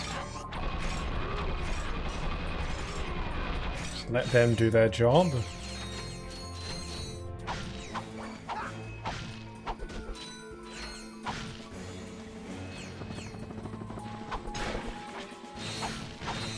I'm just gonna destroy everything. There's a really cool upgrade, optional upgrade that you can get later in the game that's hidden, which is really cool. Like a little secret upgrade that makes destroying stuff around the levels like way easier. And the fact that it's like hidden and completely optional, and you have to really go out of your way to find it, is really cool. Made me feel like it. Made me feel so satisfied when I found it. But I think that's not going to be for a while.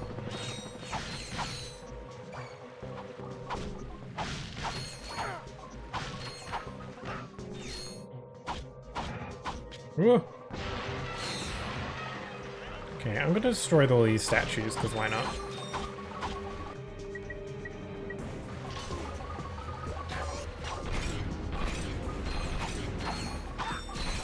Ow! I don't know, I got squished. I didn't know if that did any damage.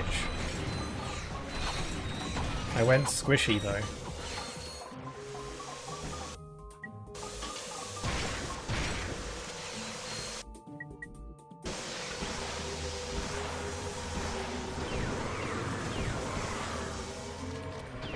Yeah, Seeker Gun, pretty good. I'm liking that a lot.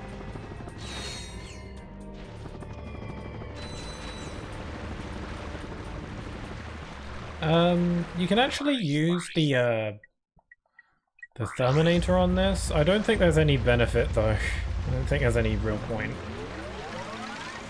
You can make it ice if you want.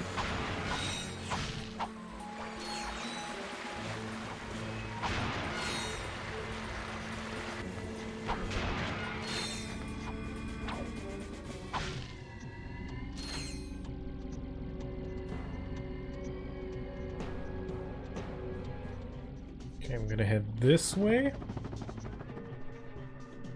Oh, they're hiding. I like how they're hiding like they're pretending to be like mannequins. Ow. Also, we got a parade. Oh yeah, Cafe Hannah. I think I saw that you were streaming earlier. Thank you so much for the raid. I wasn't expecting that. But hello there. I'm Pixel Key. I play a lot of platformers and RPGs. And today I'm playing one of those two things with elements of the other. But yeah, I'm playing Ratchet Clank 2. This is a series that I love a lot, and I'm playing the second game, which is a really good sequel, so yeah, I hope your stream went well. What were you playing, if you don't mind me asking? Was it more Fire Emblem today, or was it maybe doing more Pokemon Soul Link, maybe?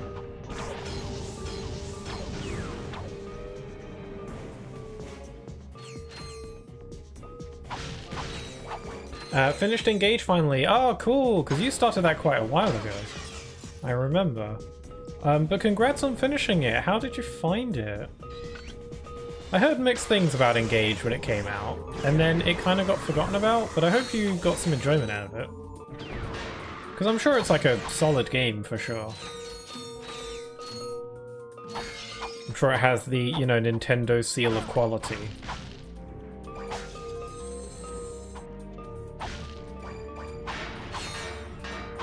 I'm gonna destroy everything.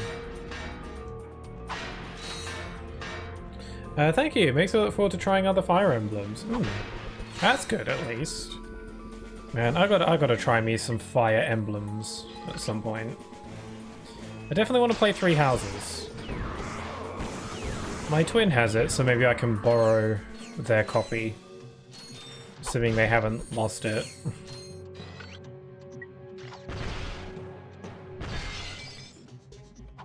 Okay, we've got another Platinum Bolt. Yum. Three Houses is in my top 3, so I can definitely recommend it. Yeah, like, I remember when Three Houses came out, it made such a big splash. It was, like, everybody knew about it. And everybody was talking about it and saying how good it was. But I was very unsure. But I think I would like it if I gave it a chance.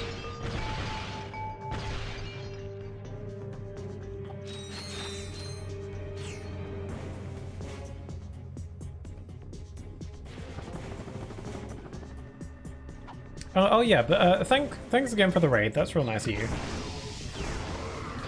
I'm trying my darndest not to overheat in this oven I call a room. It's probably not. It's not that bad. I specifically took some precautions to mitigate the heat, but you know it's starting to wear off.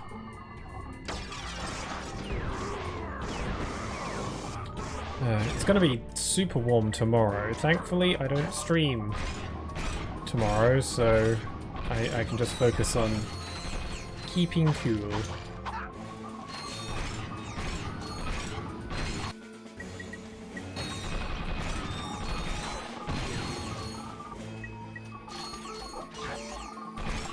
Yeah, I guess the mini turret glove is pretty good for smaller enemies.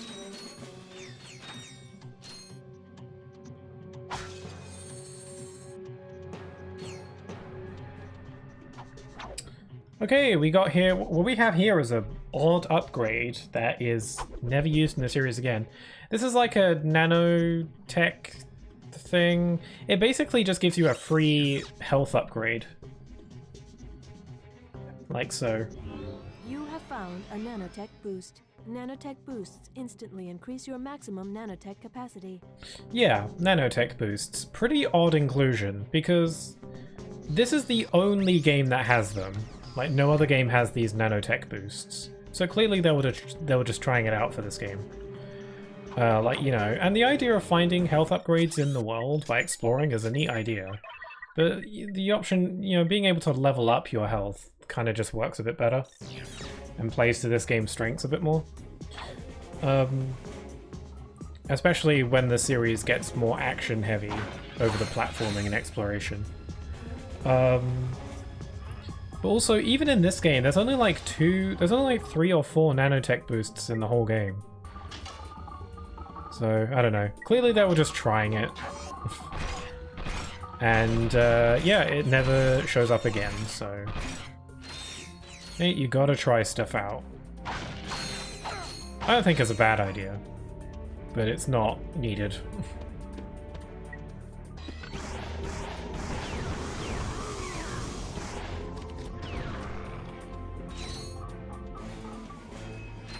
Okay, I'm gonna shoot you with the turret.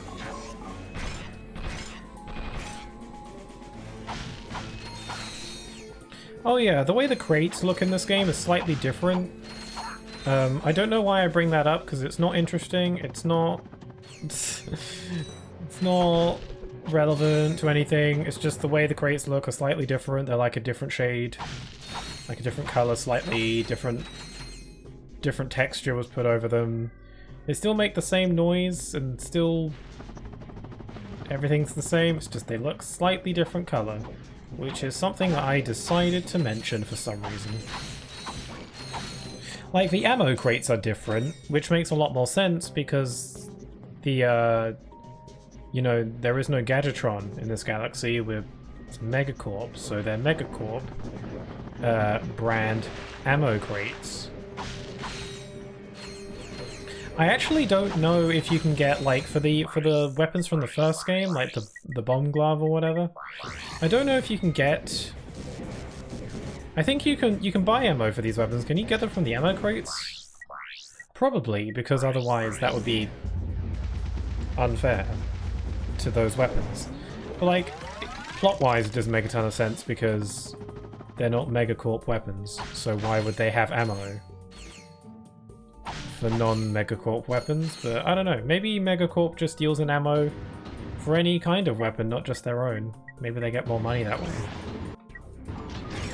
They have to sign deals with the other weapon manufacturers to manufacture or sell ammo for their weapons. I don't know. I ain't no business guy, I don't know how business works. Let alone businesses for fictional companies in video games.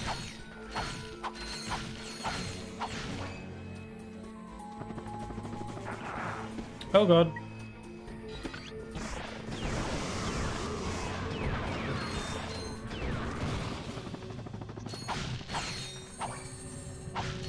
Okay, I just picked up some Tesla Claw ammo from that crate there, so... Clearly, I guess Megacorp also deals in Gadgetron ammo. Why not? Megacorp is everywhere, and it does everything, and it watches you sleep. And they probably do.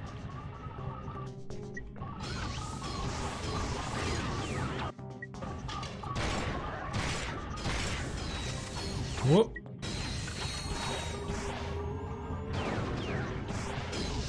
Yeah, man, like, a giant ship like that firing at you would be like a nightmare to deal with in the first game, but because you can strafe and, like, flip around and stuff.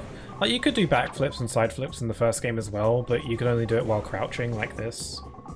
In this game, you can do it with, like, the strafing, so they're more useful. But yeah, but, like, dealing with large enemies like that is a lot easier to do in this game because of the strafing and the better movement and stuff, which allows for them to make enemies that are more challenging to make use out of the new features, you know?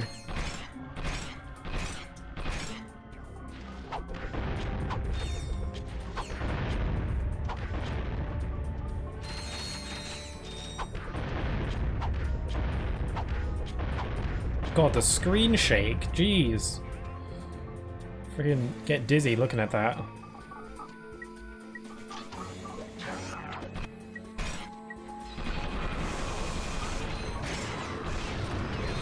Oh, health upgrade. Everything explodes. Oh yeah, the bolt pickup range in this game is also a lot better. You can pick up bolts from a lot farther away. Ratchet Clank 1 did have a bolt pickup upgrade that allows you to pick bolts up from farther away. But this game, it kind of feels like you have that upgrade right from the get-go. And this game also has its own bolt pickup upgrade as well, so it gets better. I just love how this game addresses so much stuff from the first game and just starts, like, knocking them down like dominoes. It's great. And it's not like the first game was, like, super flawed. It's still a fun game. It's just this game addresses so much, like, stuff to make it even better.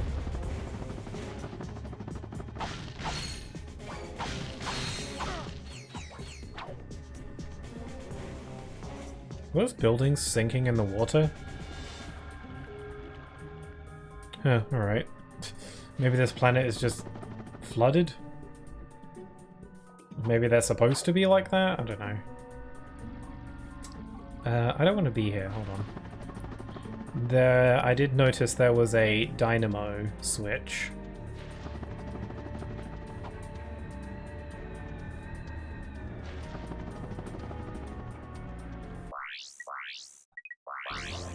So I think we just gotta press the switch.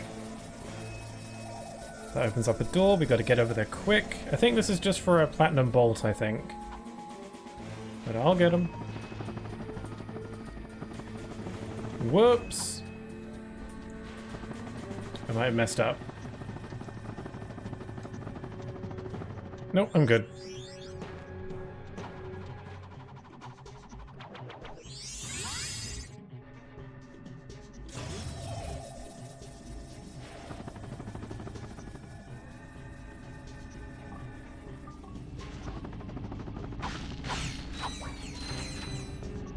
Oh, there's another ship gonna kill yous.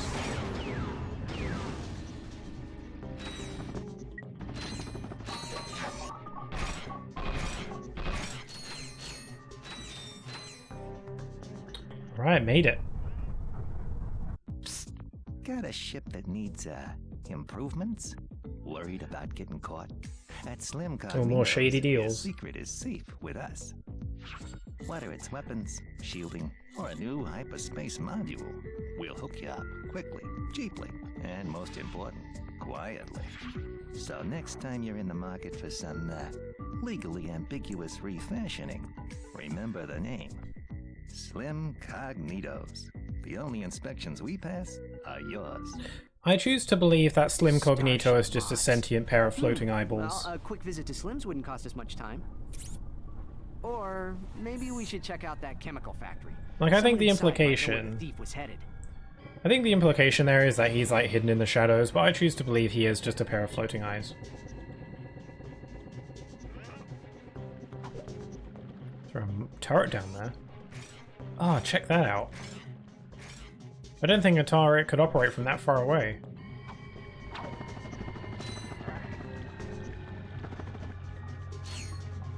Now, this weapon's taken ages to level up, probably because I'm only really using it on the small fry.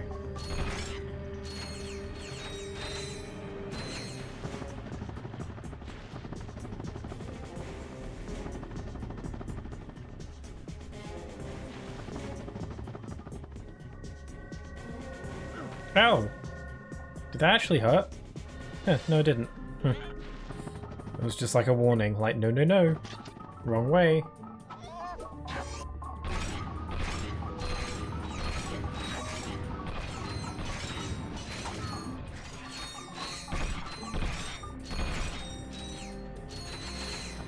Getting a lot of use out of the mini turret glove, actually. I said it was lame earlier, and I feel bad about that.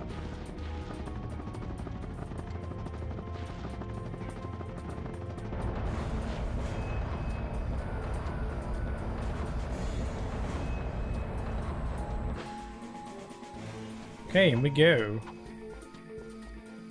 This planet's got more to it than I remembered. Oh! Blitz guns evolved, leveled up to the Blitz cannon. There's like a frame of like bright white when you use it, and it's like seizure warning maybe? If you sped up the gameplay, then absolutely seizure warning.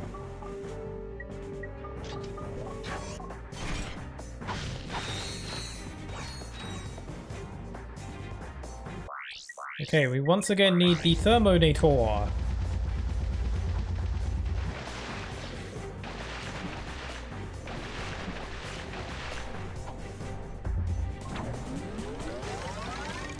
This is where the Thermonator gets a bit more use.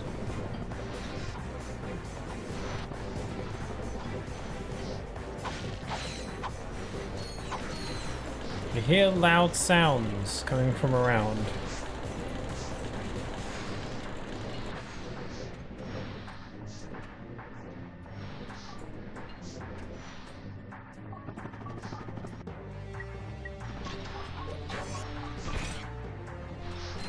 I could have just hit that little robot with my wrench, but I really... Even just one little enemy, it's like wasted XP. No. But just for one little enemy. It adds up.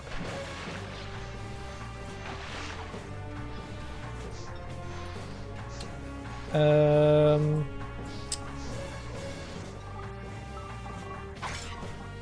kill you. I'll thaw this out.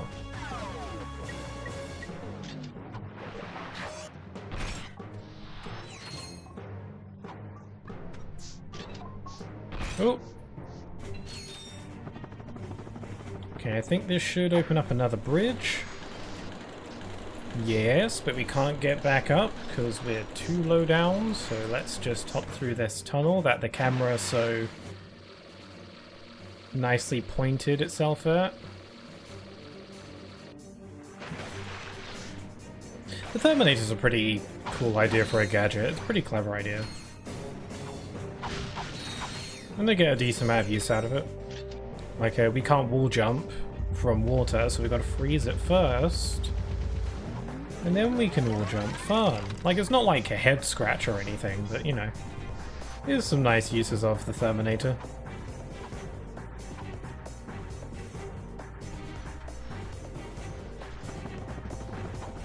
I think these little more, like, puzzly sections are good to break up the action.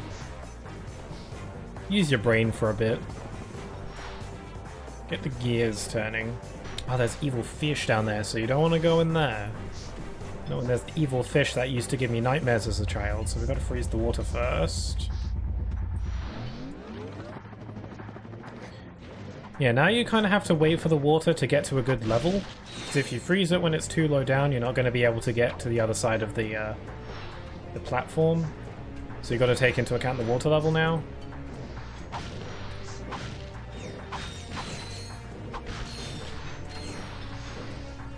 Okay, this time I'm gonna wait for the water to get just... Oh wait, hold on, let me unfreeze that.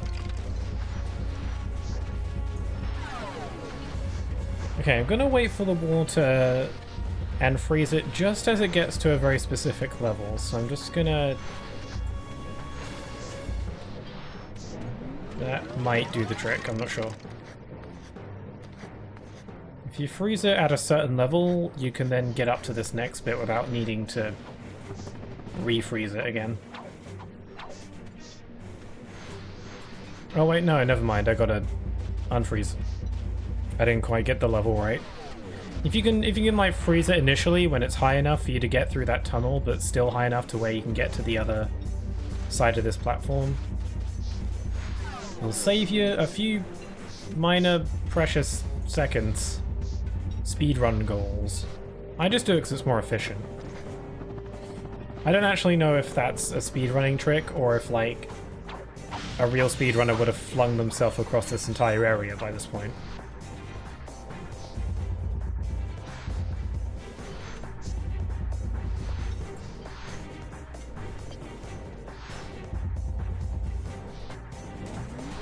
No, I can't squeeze through that.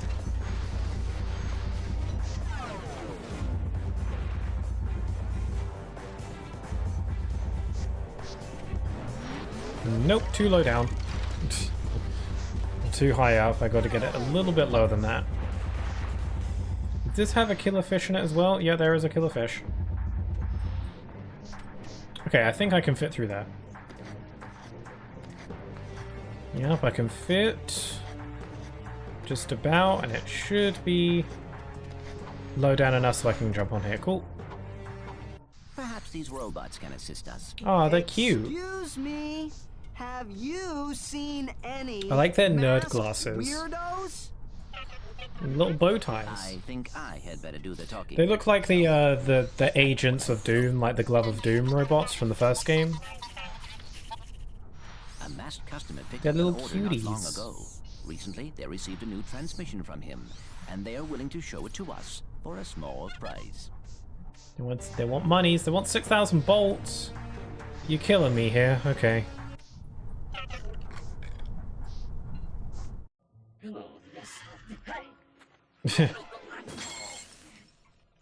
Yes, I need to order 2 more containers of sulfuric acid. Could you speak up, please? It's the mask. Oops. Better make that 5 containers and 4 containers of liquid hydrogen. Oops. Better add 6 crates of nitroglycerin and... Jeez. And I need it delivered. That thing reminds me of Stitch, except not as cute. Hey, what? What? Oh, nothing. Just some robot humor. Okay, funny guy. Let's just head to those coordinates. Gotta Google translate that robot language.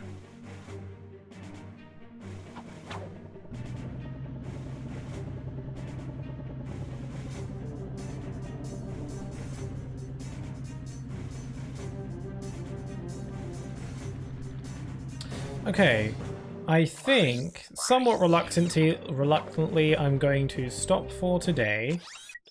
There was part of me that wanted to get to the end of the first act before stopping.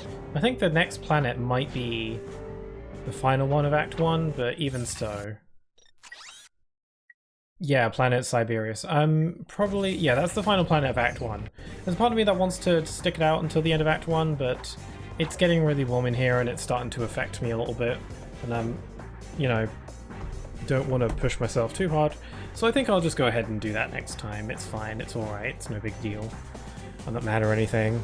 But yeah, I'm going to stop here for today. So thank you for joining me. If you joined me on the VOD, if you're watching this on the VOD, on YouTube or whatever, thank you. You're also really appreciated. And yeah, I'm enjoying the game. It's just a fun game. Love it a lot.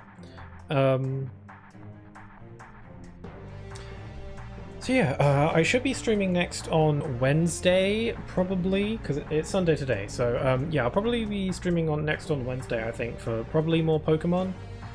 Although, you know, Wednesday is kind of like a whatever I feel like it kind of day, you know. So yeah, let me just check the forecast real quick, just to see what the temperature is going to be like. So apparently it's going to be, God, the temperature's going to jump up by like 8 degrees tomorrow. It's going to be 33 degrees Celsius. So it's probably going to be more than that indoors. Oh, and then it will die down on Tuesday, and then Wednesday, and the weather will... Okay, the weather will be getting a lot better later in the week. Okay, cool. So yeah, I shouldn't have any trouble streaming on Wednesday. It seems like the temperature's going to be quite reasonable that day. I hate that I have to check the temperature during the summertime to see what best games to stream are on. That's stupid. Summer's inconvenient. I don't know. I don't like it. For someone as indoorsy as I am, summer is just inconvenient.